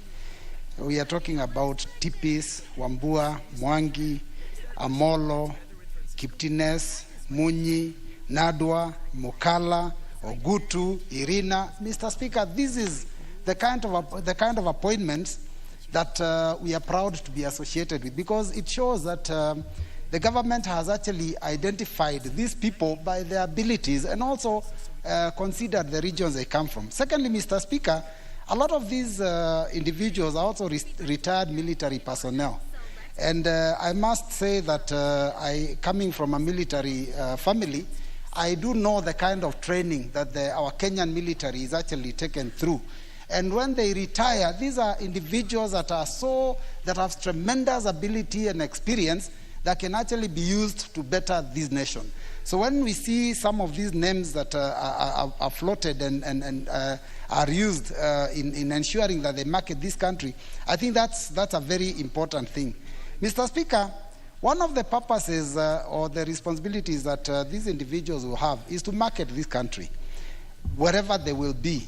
Kenya has always been a major tourist attraction and destination for tourists. And you know that that position is going. People are able to go to other countries more than they are coming to Kenya. So they need to find a way of ensuring that they can market this country so that people out there can remember the great Kenya of yesteryears. Mr. Speaker, also, we must also ensure that we build our trading partnership with other nations. In particular, I would say South Sudan. I'm seeing Samuel Nadwa going to South Sudan. It's important that they try and build a relationship for business partnership so that the business that would have come through Kenya is enhanced, because I've noticed that in the recent past, a lot of business is actually going through Uganda, and it is important that South Sudan recognizes the role Kenya has played in ensuring that they have peace within their borders. Mr. Speaker, also they must figure out how to ensure that the outlet for our agricultural produce is also improved, because Kenya has primarily been an agricultural nation. We depended on a lot of cash crops, but we've seen in the recent past the prices are dropping, the management of this crop is not good. So if the market is enhanced, we will be able to improve the stakes of our people. But Mr. Speaker, finally, I would like to say that we must also find a way, and these individuals must find a way, of ensuring that this negative impression of this nation doesn't keep getting out there. Because as a nation, we have a responsibility to ensure that all our partners see us as a nation that is progressive. And the current situation and the current activities that we have seen leaders in this country portray do not show us in very good light. Recently, Mr. Speaker, there was this meeting in Bomas of Kenya. It's a national meeting. The head of state was seated there with his partners, and his deputy stood and in front of the full glare of media continued to criticize bitterly everything that the president stood for. I think it's important, because the example we set, we are also showing partners out there whether we respect each other. We are also showing our children the kind of respect that we should have for each other. So I think let us find a way of marketing Kenya in a positive manner, because we want this country to grow to the next destination. Thank you, Mr. Speaker, for that opportunity. Member for KU South.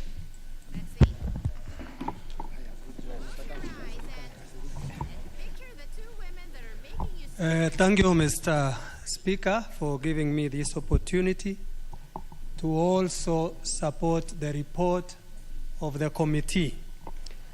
I only have one or two reservations, Honorable Speaker. The particular issue of age vis-a-vis experience. We are given big words about experience. A 49-year-old, a 52-year-old is experience. We do not have to unpick the people who are retired, who are 62, 65.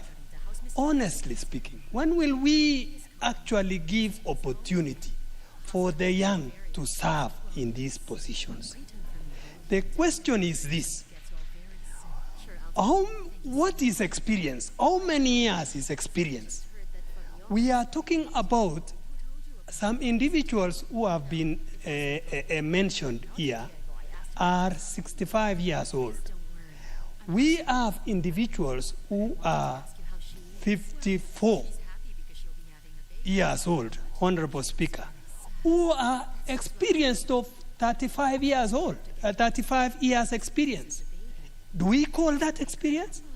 Do we need to get somebody who is 65? Do we need our people to be serving who are past the retirement age? We need to bring laws in this house to stop this business of actually giving jobs to people who are retired. It should stop, Honorable Speaker, with due respect. Number two, Honorable Speaker, we have been given the words here of those who have served as generals in the army and of course in the military and so forth. I really do not see what is so important about serving in the military vis-a-vis serving in the foreign land. We don't have, there are no guns to be handled in those areas, Honorable Speaker. We are talking about marketing the country, negotiating trade in other countries for our country. We are not talking about issues of military. This is actually giving them, you are bribing the military who have been serving because they have been serving as a military, not because they are going to serve us in foreign land. Lastly, Honorable Speaker, I want to re-emphasize that as we give these people the mandate to come and to go and serve this country, let them serve this country knowing that they are our picture. They are Kenya. Wherever they are Kenya. Whatever they talk, they are talking as Kenya. Because wherever they are actually the president of that country. I mean, they are president of Kenya in that country. One thing that we should never miss, Honorable Speaker, is even as we approve these names, let's not repeat this business of actually allowing retired people to continue serving while we have a multitude of people who have no jobs, who have experience. We have our youths who can move in tandem, in the line, that so that as we serve, others come in to also work in our positions. Thank you, Honorable Speaker. Well spoken, especially on a time when the greatest democracy on earth is having two contestants, all of who are beyond 70. Member for Kabondo Kaspul.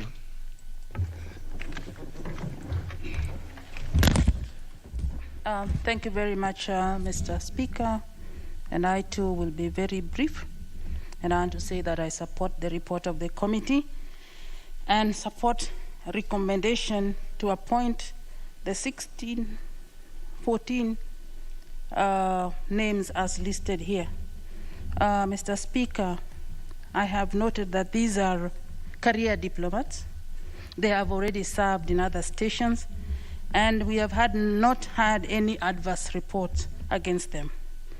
I therefore say that they have the requisite qualifications, they have the experience, and I believe that they will serve the country well. Mr. Speaker, there is the issue of age, and really some of these positions call for maturity on the positions that they serve, and I really have no problem with their age. There are several other jobs in this country that people can apply for, but I believe in the wisdom of the President in appointing these ladies and gentlemen on these positions.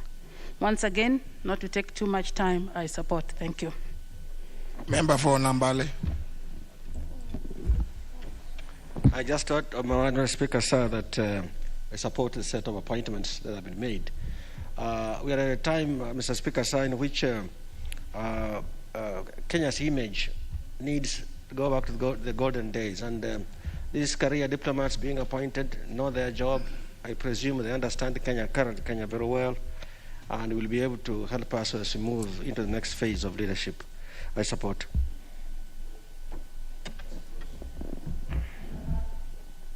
Member for Marakwet West. Honorable Speaker, I rise to support the report of the committee on the approval of the 14 nominees as ambassadors and high commissioners to foreign missions. Honorable Speaker, From the committee's report, we are happy to see that most of the nominees are employees of the Ministry of Foreign Affairs. These are people who have served in the capacity, maybe as directors, as ambassadors, and they're being promoted. And this will help and also ensure that those who are working, they know there is hope, so that the appointing authority does not only appoint ambassadors from outside and not promoting from within.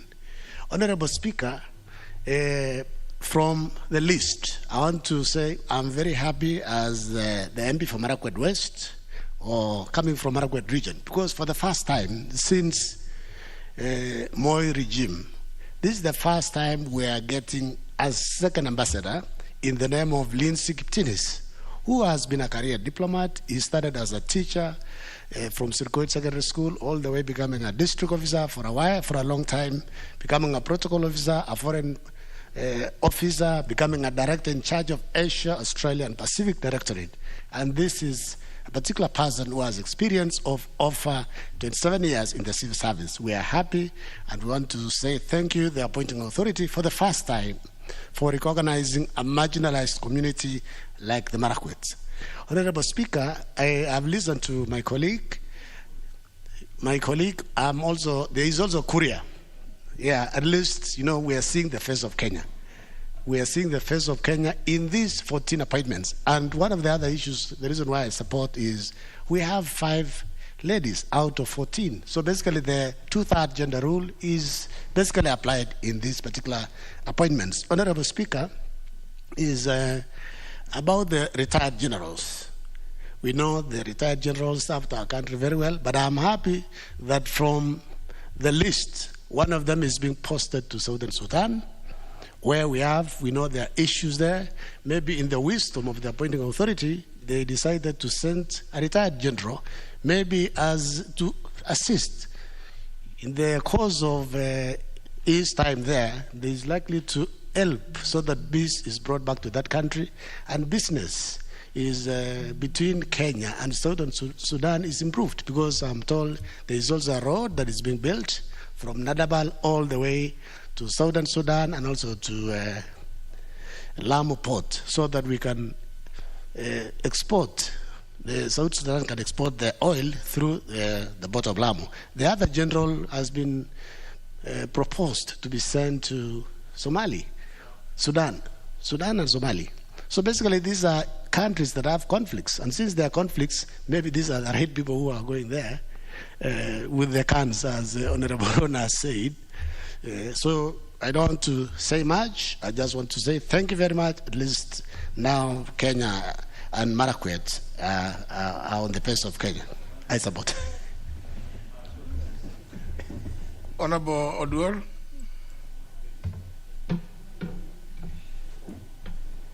Thank you, Honorable Speaker. Honorable Speaker, I want to support from the onset the nominees that have been presented to the House. Honorable Speaker, mainly because it is clear from the report of the committee that the nominees have the requisite qualifications, they have competence. And Honorable Speaker, I particularly feel pleased because from the perspective of what has bedeviled Kenya time and time again, and what has made a number of Kenyans feel... Sorry, Honorable Professor, let me interrupt you. I just want to address the members who are going, who have spoken. Very well, that you are happy that you recognize so and so has been included, the other one has been included. So you are leaving for them to be passed by who? You wanted to just say, this one is going to be a very good ambassador in that place. You have spoken and you go. So who is going to approve them? I mean, surely. It's not enough to say that you have seen now a person from your community has been appointed, and you, after speaking, you walk away. So you leave them to be approved by who? Unless you say we just throw the names out. So you will have spoken, but it will have amounted, it will count for 0.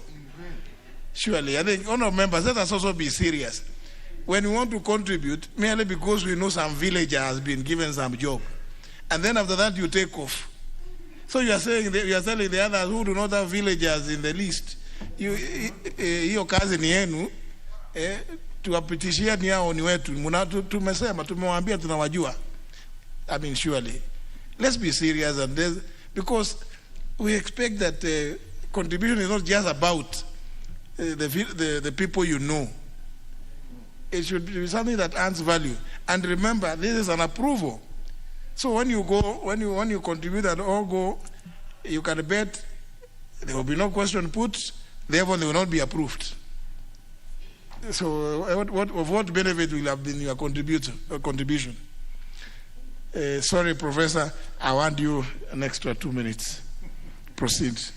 Thank you, Mr. Speaker, and thank you. I appreciate the sentiment, Honorable Speaker, because what you provide as guidance is one of the reasons, Honorable Speaker, that as I support the nominees, I wanted particularly that we as Kenyans begin to develop a culture where we look at representation in a broader sense. I support the nominees, Honorable Speaker, as I indicated, because of the competence, the qualification, but most importantly for the sense of inclusivity that as we look at it, addresses the strong feeling that Kenyans tend to identify with when they seek to look for regional balance, Honorable Speaker, which we have.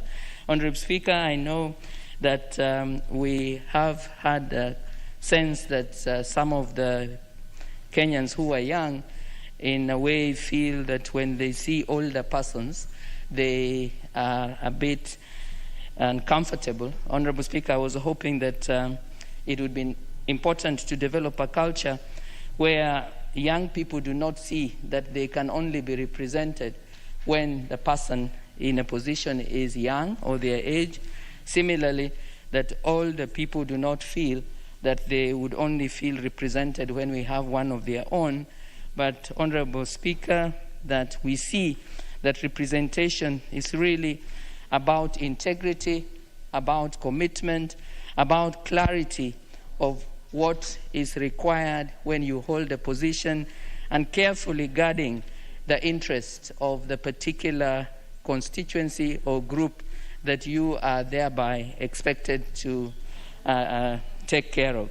And Honorable Speaker, in this case, as has been expressed by a number of members on the floor, as we look at the interests of Kenya as a country, when we look at high commissioners and ambassadors, we, Honorable Speaker, see that these are career ambassadors.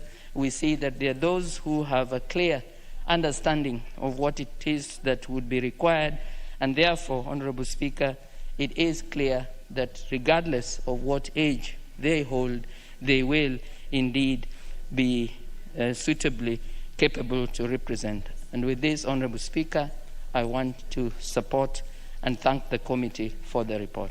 Thank you, Honorable Speaker. Honorable Danita Gatti. Mr. Speaker, thank you very much for the opportunity once again to support the appointments and the list and the report as provided to us, Mr. Speaker, by the committee that is Defense and Foreign Affairs. Mr. Speaker, I served in this committee in the last parliament, and really this is the job that this committee also does very well, and I'm confident, Mr. Speaker, and happy that they have brought to us, Mr. Speaker, a list that is actually in line with our constitution. Mr. Speaker, is the list representative of this country? Yes. Is the list the face of Kenya, Mr. Speaker? Yes. Is the list gender sensitive, Mr. Speaker? Yes. So, Mr. Speaker, for me, I want to thank the committee for these kind of considerations, Mr. Speaker, for our constitution. Mr. Speaker, having 5 women as ambassadors, Mr. Speaker, out of the 15, Mr. Speaker, really shows that we are now, getting into that kind of mood that we as women and we as Kenyans really want to see. And the spirit of our constitution is really very, very clear. Mr. Speaker, I want to take keen note of the ambassador, that is Jean Kamau, that has gone from Pretoria, South Africa to Addis Ababa. Mr. Speaker, Jean Kamau is known to me, really, and we have interacted in Pretoria on several occasions, Mr. Speaker, especially on these issues of international relations, Mr. Speaker, when I served in that committee. Mr. Speaker, sir, I am for the second time seeing an ambassador representative, especially from the area that I come from, Mr. Speaker, that is Ambassador Daniel Wambura. Mr. Speaker, Ambassador Daniel Wambura, who now has gone to Bujumbura, Burundi, is basically also known to me by virtue of coming from my village and my community. And Mr. Speaker, he has been very, very instrumental and key, Mr. Speaker, in looking at the issues of peace within the region that is Kuria region, Mr. Speaker. That is the region where I come from. He has actually worked very well to accomplish a number of projects, Mr. Speaker, in my community, including working with young university students, putting them together on issues of cross-border relations, especially in our county, Mr. Speaker, that always has issues. So, Mr. Speaker, he's the best person and representative that is going to really do a lot in Bujumbura, Burundi. Mr. Speaker, sir, I want to quickly say that even as we move forward, Mr. Speaker, we are getting into a situation and a way that we will also now be able to see that we are actually carrying the face of Kenya. Mr. Speaker, sir, the issue of youth in this country and the issue of young people is also an issue that has arisen, Mr. Speaker, and it is good time that we, again, as we move forward, really look at the issue of where and what jobs should we give to our young people. Mr. Speaker, there are some jobs that really require a lot of experience, Mr. Speaker. And I wouldn't say that youths do not qualify, but Mr. Speaker, there are some jobs that really may require some degree of preparedness that is here, and that really tells us, Mr. Speaker, that we also need to quickly prepare our young people for this kind of appointments so that they move forward. Mr. Speaker, the issue of youth, in Kiswahili they say ujana ni moshi. Age, Mr. Speaker, is transient. Today I may be young, tomorrow I am old, Mr. Speaker, but now what we need to do is to balance how then we bring about the issue of youth. So, Mr. Speaker, allow me to thank Ambassador and congratulate especially my own Ambassador, Daniel Wambura, who now moves to Bujumbura, Burundi, Mr. Speaker, and I do hope that all these ambassadors, Mr. Speaker, will really be prepared before they go and after they go, Mr. Speaker, to really put the face of Kenya out there so that, Mr. Speaker, we're able to really keep together our image. And Mr. Speaker, I bring this also because today is my birthday, and today again we are seeing what is happening in the United States, Mr. Speaker. We are seeing a woman becoming a deputy president, Mr. Speaker. This is huge for women of this country, and I'm happy that we have also seen issues of gender increasingly coming into considerations as we move forward as a country. Mr. Speaker, I support the report of the committee. Thank you.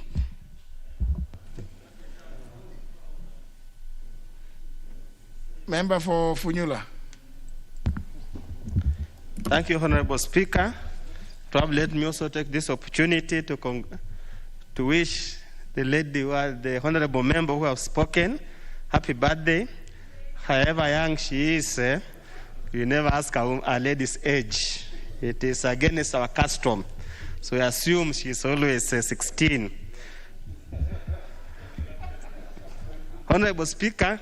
What is peculiar about 16? All of them are always 16.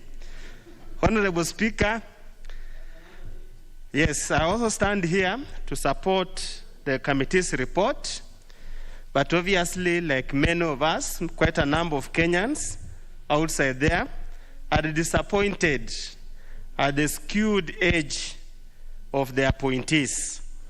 Yes, granted that the job of an ambassador or high commissioner or a diplomat is purely a technical job, a job that requires a lot of experience, a job that requires you to command respect amongst your host country. But honestly speaking, Honorable Speaker, almost 70% of the nominees are 1960s born, many before independence, and probably that could be the understanding. They can go outside there and tell the history of Kenya from independence all the way to date. I don't know if that's one of the qualifications of a diplomat in foreign land. However, Honorable Speaker, Kenya must come to a life that we seem to have a diplomatic challenge in the world. simply because of the geopolitics, simply because of a muddled politics at home, and simply because of a strategic approach to diplomatic issues. Honorable Speaker, the loss of the YTO job was really an indictment on our diplomacy, how well we do our diplomacy. Yes, we got a seat in the UN, but probably the job at World Prior was more important to Kenya than the one at UN. Of course, the loss of the pipeline that has to go through Tanzania and Uganda is an indication again that our diplomacy is facing challenges. We hope these new diplomatic appointments will have a sober rethink of the diplomatic position of this country so that we redeem and regain our level. Honorable Speaker, as we stand now, our trade balance has been unfavorable to Kenya for the past few years. And I would have imagined the appointing authority should surely have focused on regaining that particular position as a positive trade, instead of having a negative trade deficit, but a positive trade balance. However, as you can see, we have gone for career military, as if the main challenge that we have currently is a military issue, is a security issue. But as we say, who are we to question the wisdom of the appointing authority? But we sincerely hope things will change and we'll have a better position as regards our diplomatic relationship. Honorable Speaker, even if you look at the East African community, we are starting to have challenges. Our relationship with Tanzania is bad. Our trade between Uganda and Kenya, where we have been the biggest trading partners, our volume of exports to Uganda has continued to dwindle. And that's simply because of failed diplomacy, trade negotiation, and the rest of the ideas. We just hope the just concluded deal between Kenya and UK is not going to disorganize other trade arrangements that we have the EU members. So therefore, the issue of diplomacy is critical, and I hope they will address the same. With those few remarks, Honorable Speaker, I support.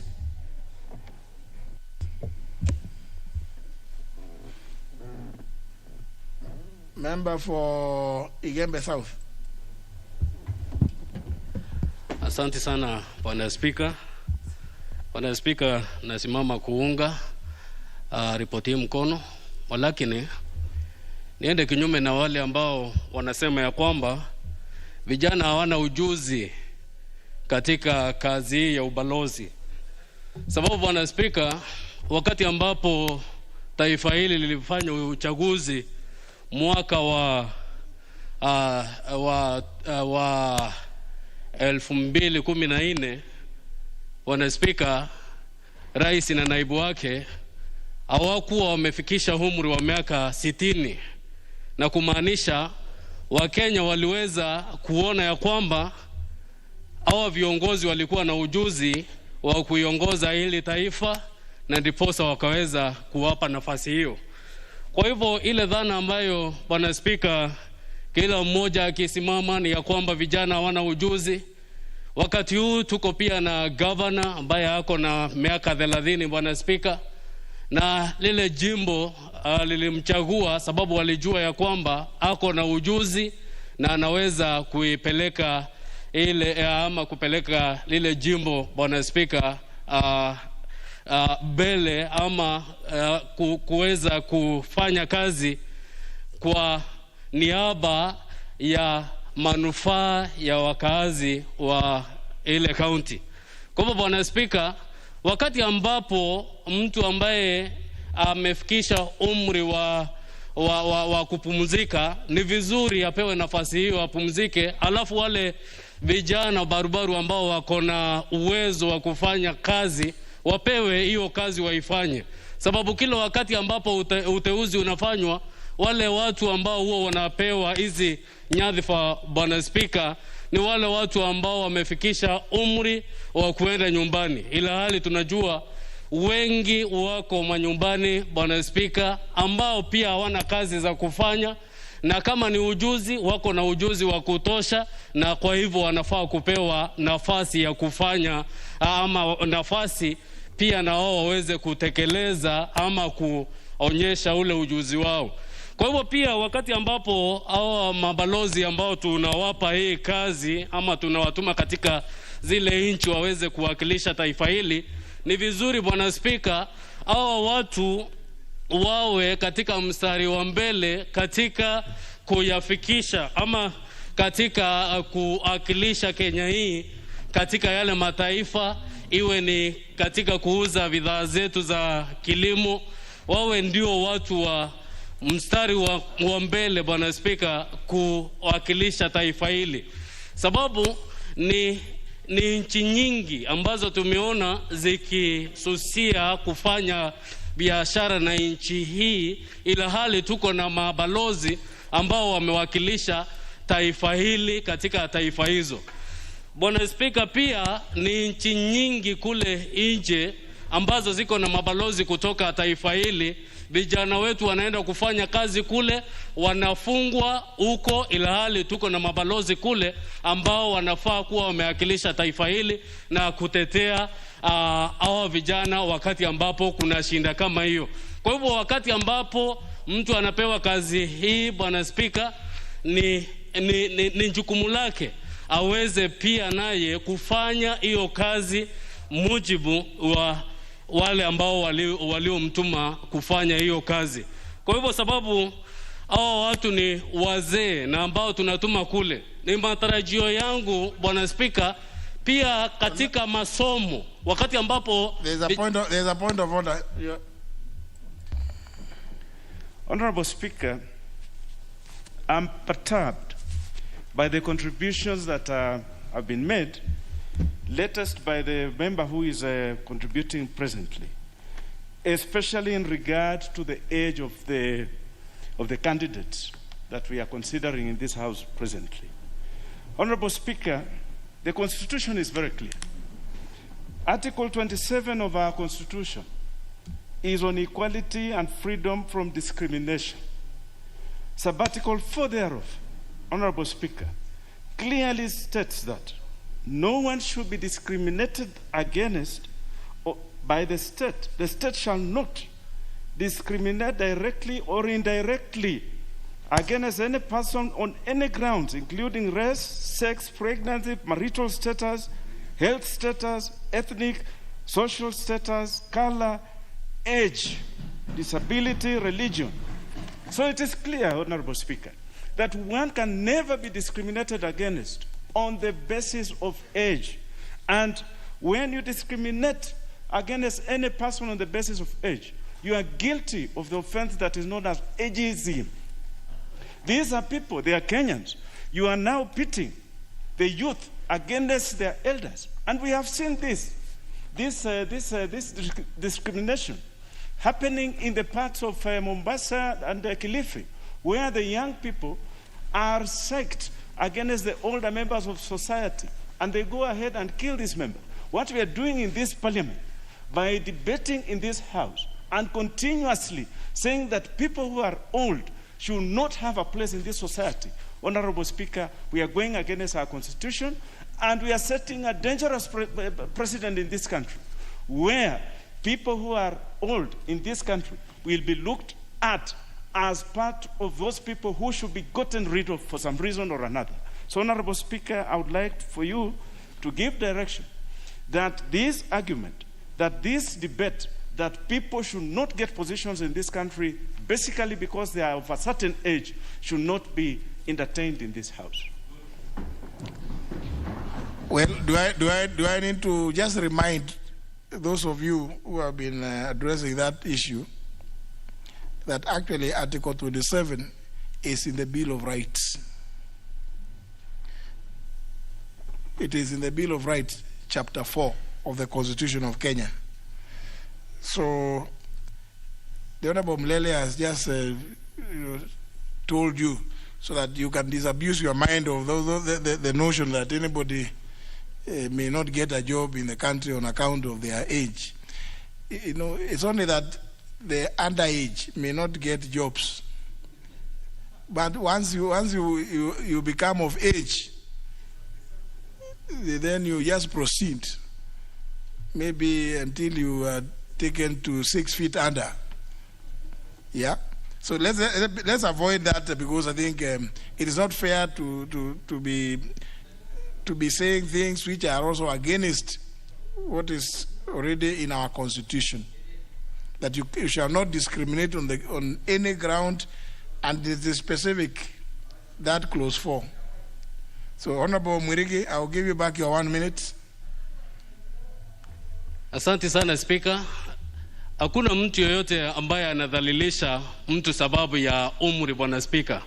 Lakini kama mtu amestahafu, ni vema yule ambaye hajapata kazi aweze kupata nafasi hiyo ya kazi, sababu ni wengi ambao wanatafuta hii kazi na hawezi kupata hiyo kazi.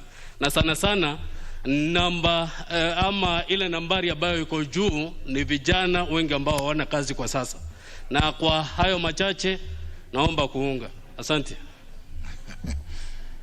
Maybe now that's actually a better way, that those who have retired, you can use that kind of phrase, but not those who are octogenarians. Member for Kisumu. Thank you, Mr. Speaker, for this opportunity. Mr. Speaker, you just made me laugh, but I'll try to contain myself. Probably because I'm moving towards that word that you just mentioned. Mr. Speaker, action speaks louder than words and louder than beliefs.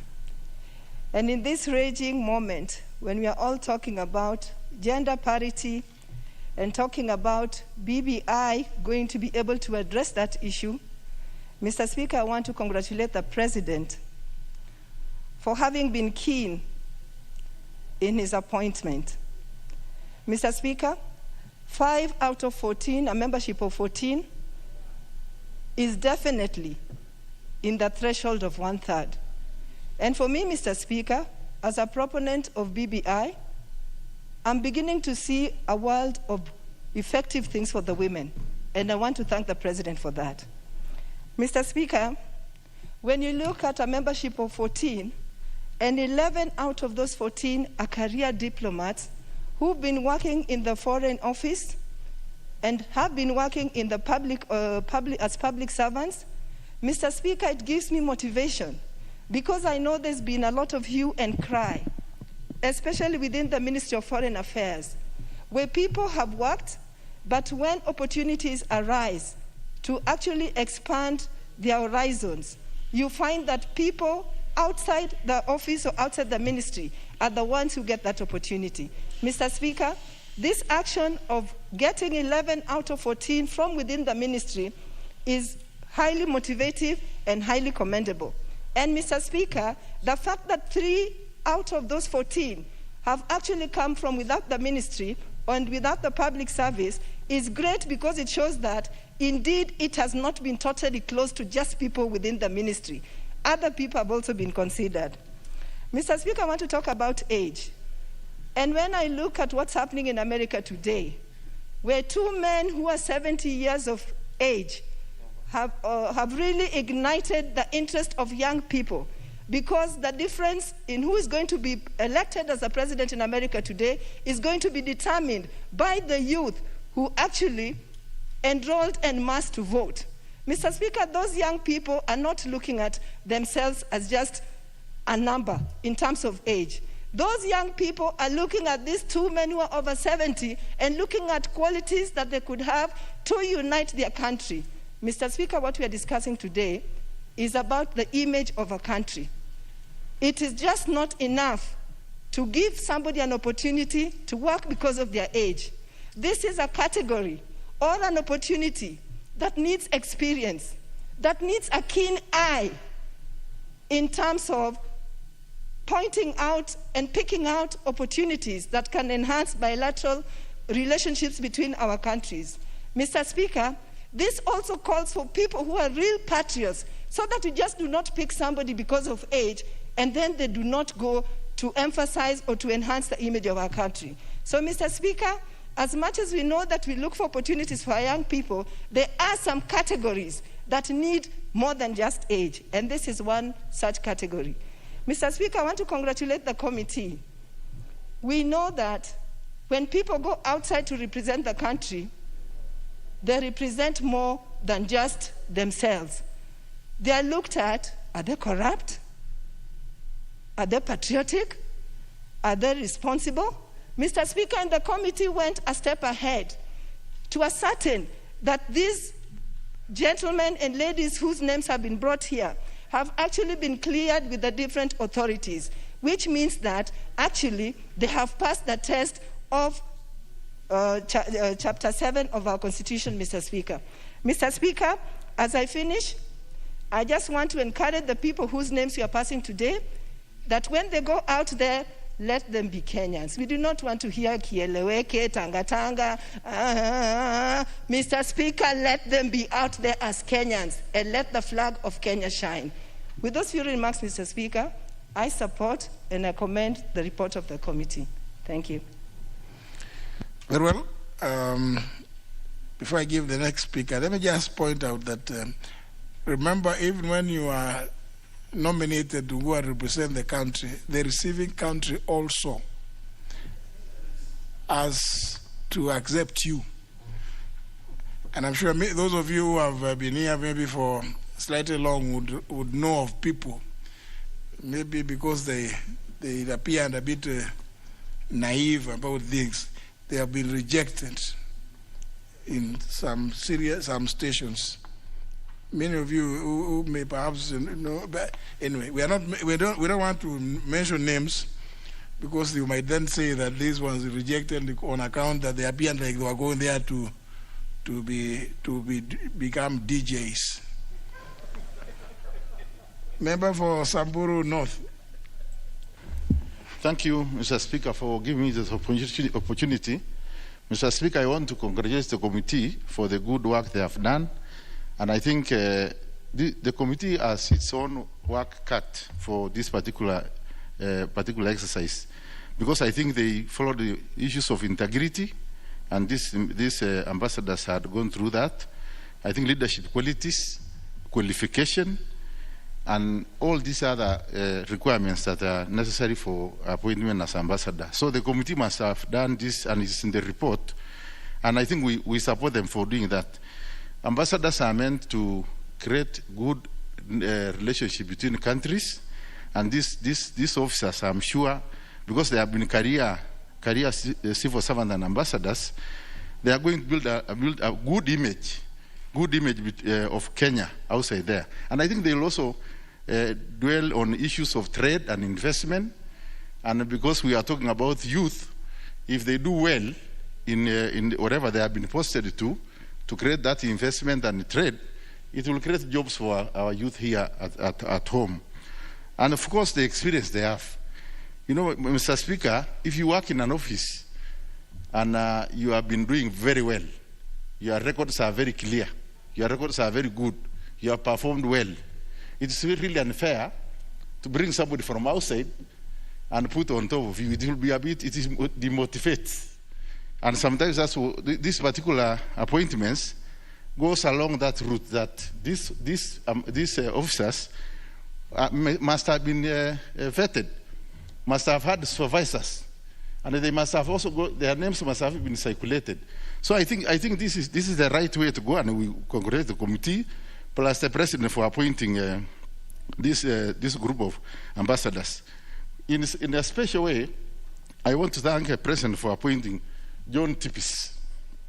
John Tippis, I've known him for more than 30 years. We worked as district officers when we were young, and I know his capabilities.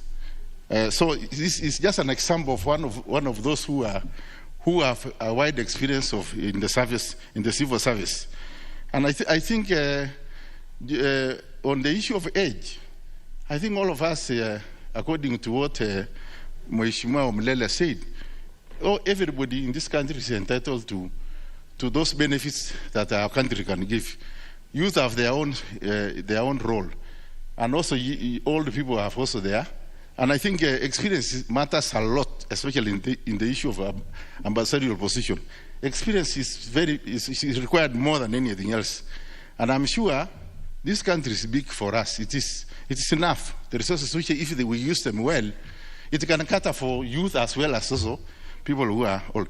On issues of, for example, Sudan and Israel, these countries require people who have worked in the military or intelligence, because some of these places are connected to war all the time. And I remember last time, the ambassador who was there, who came from Samburu, Leshore worked in the army as well as in the intelligence service. He was recalled because his term had expired. 4 years has passed. So, and I think the next one who has also gone there is from the military background, because of the war situation in those countries we are in our neighbors. But Mr. Speaker, I also want to, now that this list is balanced, but I also want to say that some of us who come from Samburu are used to have ambassadorial position.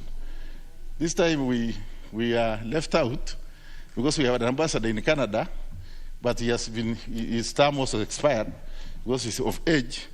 But I want to appeal to the President next time to consider us also, so that we can fit also in the map of Kenya, because we really also require a position there. But we are not objecting what he has done, we are supporting, but let him consider us in the next round of appointments. Thank you, Mr. Speaker, and I support. Member for Changamwe.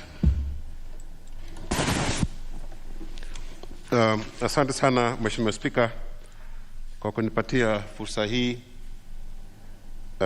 Kwanza kabisa nasimama kupinga hii uteuzi uliofanywa kwa sababu zifuatazo.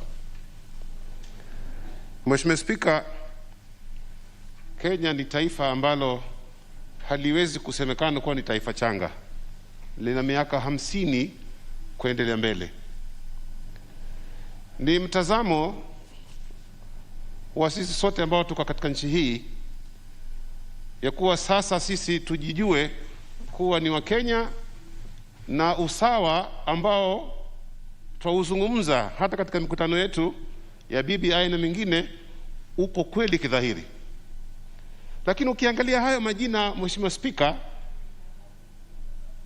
ikiwa kuna makabila 42 ama na 3 katika nchi yetu ya Kenya, na uone majina kutoka sehemu zingine yako mengi na wengine hakuna kabisa, je, tutaunga mkono kitu gani hapa Mheshimiwa Spika? Nimeangalia sioni hata Muislamu mmoja katika hii idadi ya hawa, na Waislamu ndani ya taifa letu Mheshimiwa Spika ni idadi kubwa ya karibia 40% kwenda mbele. Ikiwa taifa letu leo tunazungumzia watu washirikiane pamoja, waje pamoja, leo yaweza kuchaguliwa mabalozi 14, hata Muislamu mmoja hakuna, alafu tuseme tutaunga mkono hapa. Mimi nashangaa na wabunge wenzangu Mheshimiwa Spika, tutaunga mkono kitu gani hapa? Mheshimiwa Spika, kuna Wahindi ndani ya taifa letu, kuna Waarabu, kuna kabila tofauti tofauti. Mbona hatuoni hizi picha zao? They are all Kenyans. It is high time, Mheshimiwa Spika, tutakapoona watu wakichaguliwa katika jopo lolote lile, tuone Mhindi yuko hapo, tuone Mwarabu yuko hapo, tuone makabila tofauti tofauti yuko hapo, kila mmoja aweze kujisikia na kujivunia kuwa hii no nchi ni nchi yake. Lakini hivi sasa tunavyozungumza Mheshimiwa Spika, tunaona ya kwamba kama sisi ni wageni ndani ya hii nchi na hatuna haki ndani ya nchi, hakuna usawa ndani ya nchi. Mheshimiwa Spika, nitakukumbusha siku za hayati Moi, kulipokuwa kukifanya uchaguzi Mheshimiwa Spika, unaona waziri wa foreign affairs ametoka Pwani, Mombasa. Unaona waziri wa ardhi ametoka Mombasa. Siku hizi hakuna hayo Mheshimiwa Spika. unapewa ministry ya tourism moja peke yake kwa mtu ambaye hata hana connection yoyote na watu. Ni yeye peke yake na cabinet, yeye na cabinet peke yake. Then twasema twaunga mkono, hatuunge mkono. Na naomba wajumbe wenzangu, kama mwaweza kupewa tena nafasi na speaker, museme mwaipinga hii report. Mheshimiwa Speaker, Mombasa leo ni kitovu cha taifa hili letu. Hakuna jambo laweza kufanyika bila Mombasa kuhusishwa na bila Mombasa kuunga mkono. Lakini leo imekuwa Mombasa atatumiwa sisi, Mheshimiwa Speaker. Hakuna jambo lolote tunalofaidi hata katika appointments katika mashirika yale ambayo yako ndani ya Mombasa pia vile vile. Mwisho tunapata paka PS ambaye amelelewa Mombasa anakuja kututusa, anasema watu wa huku pwani hawapati kazi kwa sababu hawajui Kiingereza. Nani alikwambia Kiingereza ndio wewe una ujuzi kwa kazi ambayo waweza kuifanya kwa bila kutumia Kiingereza? Leo tuna Wachina, Mheshimiwa Speaker, wanajenga barabara zetu, hawajui Kiingereza, but they are actually doing the work. Mheshimiwa Speaker, anachaguliwa Maritime Authority Director. Tuna kijana wa kutoka Mombasa ambaye ni wakili na ana just a minute, be relevant to this, eh? Sawa sawa. Yeah. Otherwise you will see the door. Asante sana. Yes. Otherwise, kitu ambacho nasema Mheshimiwa Speaker ni kwamba hakika waliochaguliwa wamechaguliwa na tajriba, lakini kuna wengine ambao wangechaguliwa ingekuwa ni better kuliko hawa ambao wako hapa. Kwa hivyo mimi nasema naipinga hii report, na ningeomba wabunge wale hawajazungumza waipinge pia, kwa sababu Member for Saku, it is your right to oppose, don't worry. Thank you very much, Honorable Speaker. Honorable Speaker, I rise to support this report. And I want to say that I am a member of that committee and also a ranking member for that matter. What my honorable colleague has just raised before me is true. When during the committee sitting, we also found there were a few issues that can be corrected going forward. But the absence of certain cadres, certain gender or even religious in this particular report does not reflect that they were not there in the previous appointments. But I think it is only reflective in this because the number appears to be big. So for that reason, we felt that we cannot fault the most qualified ambassadors or Kenyan civil servants who have qualified to serve this country abroad can be denied by the fault of not of their own. And that is why I think as a committee, I want to thank our chairman, and we have been able to give those concerns as members who understand our country very well. We cannot say that we are a perfect country. Even in the US, which honorable colleague was just talking about the election, they are also struggling like we have struggled a few years back. Honorable Speaker, in this report, what is really reflective, and that is what we must learn, the appointing authority, for the first time, picked among the best diplomats to serve in the most important portfolios. Mr. Speaker, more and more, we are moving away from the classical diplomatic representation to what you call economic diplomacy, where individuals representing this country must be the best. While we have them out there, they must be thinking what are the important things that I must do to make sure that Kenya's national interests have been achieved. Mr. Speaker, among those are things like foreign direct investment, investment in Kenya by major multinationals, by developed countries and rich countries. These are some of the things we are looking at. Among those who have been appointed were generals who served this country with distinction and honor. They provided their best time, their youth, in defense of this country. They were not tired that they were removed from those jobs, but because the military has a compulsory retirement age because of rank, that is why they were retired.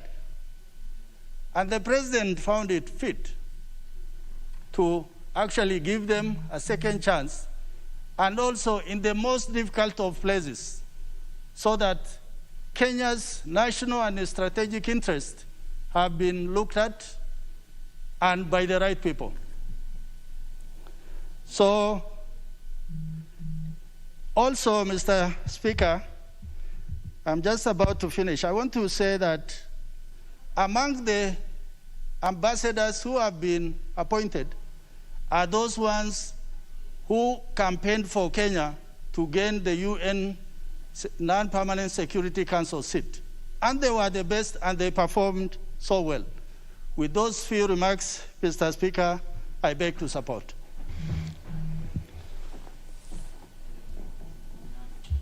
Leader Majority. Thank you, Honorable Speaker. Honorable Speaker, I rise to support this report of the committee and congratulate them for a job well done. Indeed, they went out of their way to meet and work over the weekend so that we could get these appointments processed and members have the opportunity of receiving a report and debating on it. And from the report, when you read it, they've analyzed each candidate from birth to current, what they've gone through, the academic qualification, how they fit into the job, and it's one of the rare reports where you actually see a proper fit between the job requirements and the candidacy, and the committee has done a good job on that. And I wish the member for Changamwe perhaps had read it, because he would have seen a different perspective. You know, ambassadors do not represent regions. They don't represent religions. They don't represent age groups. Ambassadors represent the interests of Kenya as a totality. And if we forget that, we will start creating impressions that every region needs to see its ambassador appointed. And when that ambassador goes to Canada, they want to be thinking of the region where they come from. And we need to start disabusing this and getting people that, yes, you're in the service, in the foreign service, to serve Kenya as a nation. So when we get some from Mombasa, I would want to see them that they'll be representing Kenya, not because they come from Mombasa, but they are Kenyans. And I'm sure there are many ambassadors and people within the public service from the coast region, including the last two batches that we processed here. Now, you have only 16. The ethnic groupings in Kenya is 43 or 44. So I don't know whether we would have taken a third, that ambassador, so that we fit 16 within the 43. It's certainly not practical. And we need to start thinking of, let's evaluate the person. Are they fit to represent Kenya in wherever they are being sent? Can we feel confident that when we find there is, for example, Ambassador Martin Kimani, who I know, with his PhD in war studies, representing us in the UN Security Council. I mean, what else do you want? You got a fitness between even the knowledge and where you're placing the person. Because as the speaker said, it's one thing sending people. And they go there and start stammering, and people are looking at them and saying, now, where did this one come from? Yeah? And your image goes down. So let's start looking at our best and profiling them and taking them there. The other thing I'm very happy about is obviously the trend has come back, and I think we said this last time when there was the last set of appointment, where now officers who have spent their time in the Ministry of Foreign Affairs are finding themselves being picked to actually then lead the missions, and hence the time you spent is not lost when somebody else just comes in, and you find yourself, there's a chap who has been picked from the corporate, he becomes your boss, and now you have to then show them what to do. Yeah, yet you spent all your time in the foreign service. The other thing I just wanted to mention, there's a silver lining in about all these crowds of age. You know, ambassadors are entitled to education of their children. Now, when you look at the age group we are taking, not many people are likely to be having their children in primary schools and secondary schools. So it's a great saving for Kenya. They have already educated their children, so they are not going there to start thinking of that, we're going to incur heavy costs of maintaining their children in school. These are people who are busy, who spend most of their time in sorting out the issues of Kenya rather than running after picking their children from school to the next level, or figuring out how their children will move from the grade 4 in Kenya to go and fit into a certain grade in Tokyo. This is some of the things that we should perhaps be celebrating, that we are having people who have already exhausted their personal issues and responsibilities are now committed to serving our country. I think the other issue I just want to say is for the youth, patience is a virtue. You know, we seem to be having this issue of let the people who we think are older than us, and we were also young at some point, and we perhaps used to think the same. It's like clear the pipeline and go, and hence so that they can come up. You know, the faster you come, you'll also soon be exiting the stage, and you'll be pushed by others. So let's be a bit patient, and not start looking at, from a populist point, that we want to push up people because they're tired, because they are aged, so that we are seen out there that we are looking for jobs for young, for the youth, who have not even taken time to go through the training and skills development required for the jobs we are agitating that they should be given. I just wanted to start. We should start thinking from that angle, because we are busy creating classes in this country by trying to psych, especially our young chaps, that they don't have jobs because the older people have sat on their jobs. They don't have wealth because some people are richer than them. And that's a very dangerous trend we are trying to create, because soon people will be accosting you as you're going to the constituency and saying, you are the reason why I'm poor, because you are driving your vehicle that you are bought. The thing is a public vehicle, but you are bought from your entitlements. And we could actually be creating a situation that could explode to a detriment. So in supporting this, I'm happy and that at least the gender issue has been sorted. I'm very encouraged when I hear our lady members saying, yes, they are happy. We have ambassadors. And I believe in totality, if you look at people within the foreign service, you'll find the gender parity is not even on 1/3. It's in totality as a service. There's quite a number of a very good mix of gender within that ministry. So with those remarks, Mr. Speaker, I believe we really hosted. I know there are one or two people who may want, and earlier we can pass these people, then so that we can then go give them an opportunity to serve this country as we continue working on the issues back home. But I wish them all the best, and I do hope that even as we pass them here, when they get to their stations, they will also be accepted in the same way as you have sent them, and they will continuously work for this country and never let us down. With those words, I support. Let me get to understand. There are members who have pressed the intervention buttons. Is it because you have...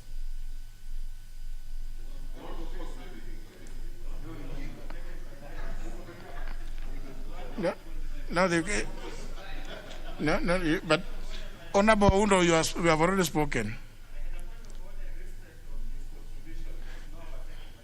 Therefore, there is no need of you appearing on the intervention button. Honorable Mushomba, you are on the intervention button. What is the reason for the intervention? What's your intervention? Mr. Speaker, I rise in accordance to Standing Order number 95. Having listened to the contribution on the floor, I would request that the mover then takes the floor and reply. Thank you. Mover be called upon to reply. Yes. Well, other members, I have to just test. Notwithstanding that the acting leader of the minority party, the member for Nyando, I don't know why he raised his hand up. But let me put the question on our members that the mover be called upon to reply. Will as many as of that opinion say aye? Those who are counter opinion say nay. The ayes have it. Mover. Thank you, Mr. Speaker. And let me just mention two things. First of all, Mr. Speaker, these nominees, they really understand the foreign service policy of this country because they were part of those who formulated it, especially on the political, economic, cultural aspect, and as well as the Kenyan diaspora issues. Very, very well articulated by all of them. Two, Mr. Speaker, I want to agree with the leader of majority that nominees or let's say ambassadors and high commissioners, when they go there, they represent Kenya. But because we are a country that we understand, and that is why the Constitution says that there should be regional balance. Let me say, Mr. Speaker, these Kenyans, the 14 of them, they come from 13 different counties in this country. That is, out of the 14, 13 different counties. So you can see the spread. It is very even. It is very fair. It's just that you cannot get them, all of them, everywhere. But very interesting. But very, very interesting, Mr. Speaker, and this is good to note. We may look them, in another angle or in another mirror, but you do not understand these Kenyans. I give an example of, you may say there is nobody from my county or my region.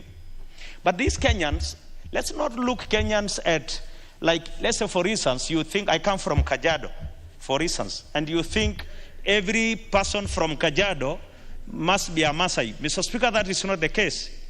If I tell you, Mr. Speaker, even the nominee that the leader of majority gave an example, Ambassador Martin Kimani, he was born in Mombasa. His home county is Mombasa. Let me tell you, Ambassador Benson Ogutu going to Ottawa, you would expect he's from Nyanza, but he's from Kiambu. So, Mr. Speaker, it is very, that is a part of their records. So, I tell you, Irina, though somebody says he's from Taita Taveta, but actually born in Canada. So it is good when you read the report, you will understand that you must see, you think if you see a Maasai is from where I come from, he may be from Meru. So it is good that we understand these Kenyans, and I appreciate finally the support members have given. Let me thank so much, Mr. Speaker, your office, through the office of the clerk, They were with us actually. The clerk himself keep checking us even on a weekend, on a Sunday, when we were writing this report to ensure that the committee is well facilitated. And I want to thank very much the Office of the Leader of Majority, because he kept in contact with the committee even when we were on a Sunday. I remember they were in Naivasha. I was pleading with him not to take all the committee members to Naivasha. Otherwise, we would have lacked the quorum to do this great work. Thank you so much, Honorable Kimunya. Thank you so much, Mr. Speaker. Thank you, members, and I beg to move.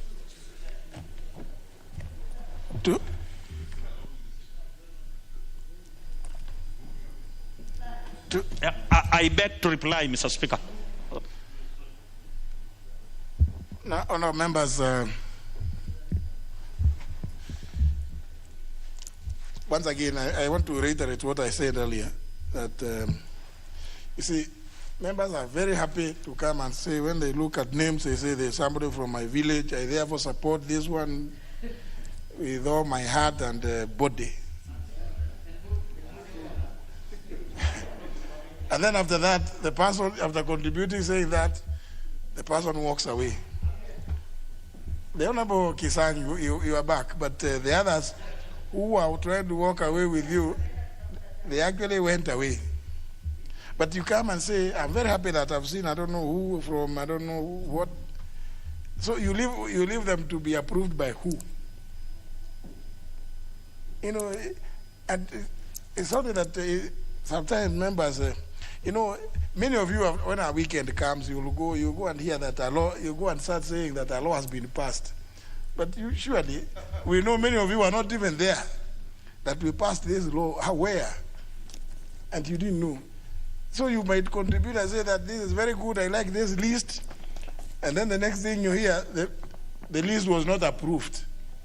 And you are going maybe to go and call them, tell them, you know, I've supported you. Then, but they will call you and tell you, no, you have forgotten, you didn't stay there to approve me. So those who are left there, who know their work, actually did not approve me. They rejected me. How would you feel? And you contributed here very well, walked out, surely.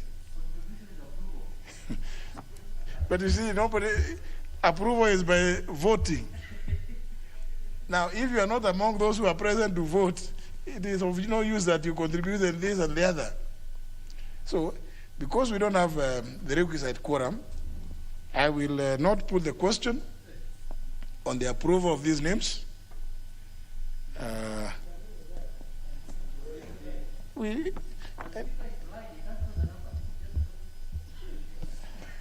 You see, the requirement on putting the question is after ascertaining.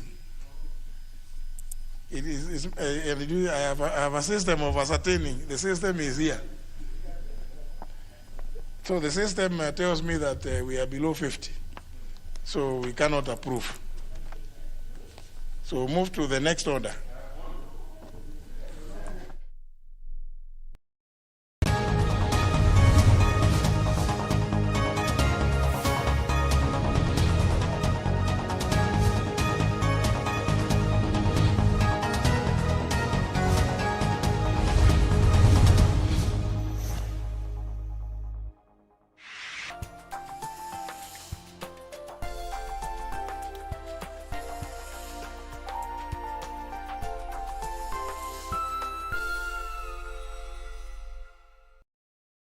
Tonight on KBC Channel 1. Do you think it is wise moving from one boxer to another one? Eish. Nataka ukweli ujulikane. Kwa nini sahi? Mtoto wangu ananitafuta. You could clean tables all your life, or you could advance to better things. Swali ni, nini ingine unaweza fanya? Everything that woman does, she does it for you. Shughuli hapa ghetto si survive. Mtu akikucheki hivi anasema umekaa ghetto miaka yako yote. Kuna mavitu ananiambia tu nimfanyie mavitu fani hivi. Sofia, unafanya nini na Abasi?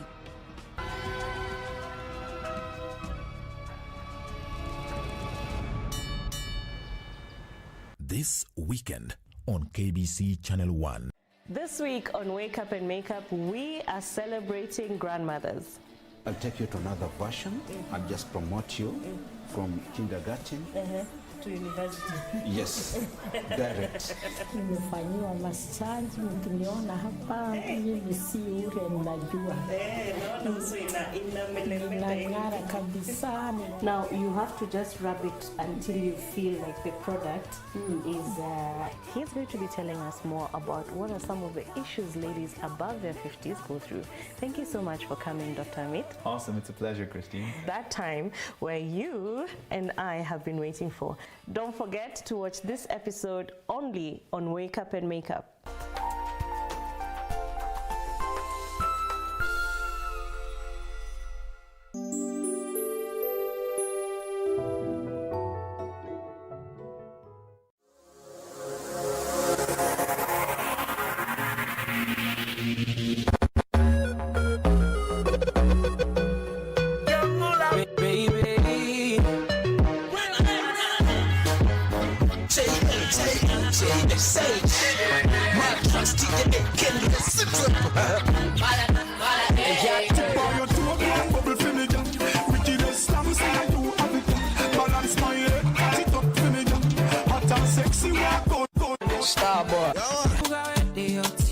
Calling me the honey where they all be.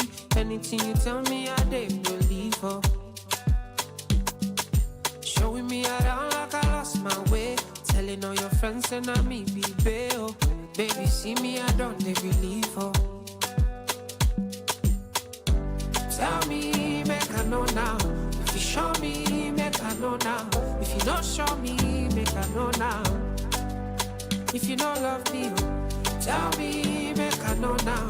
If you show me, make I know now. If you don't show me, oh, make I know now. If you don't love me, oh, make you don't talk, say you love me, oh. If you don't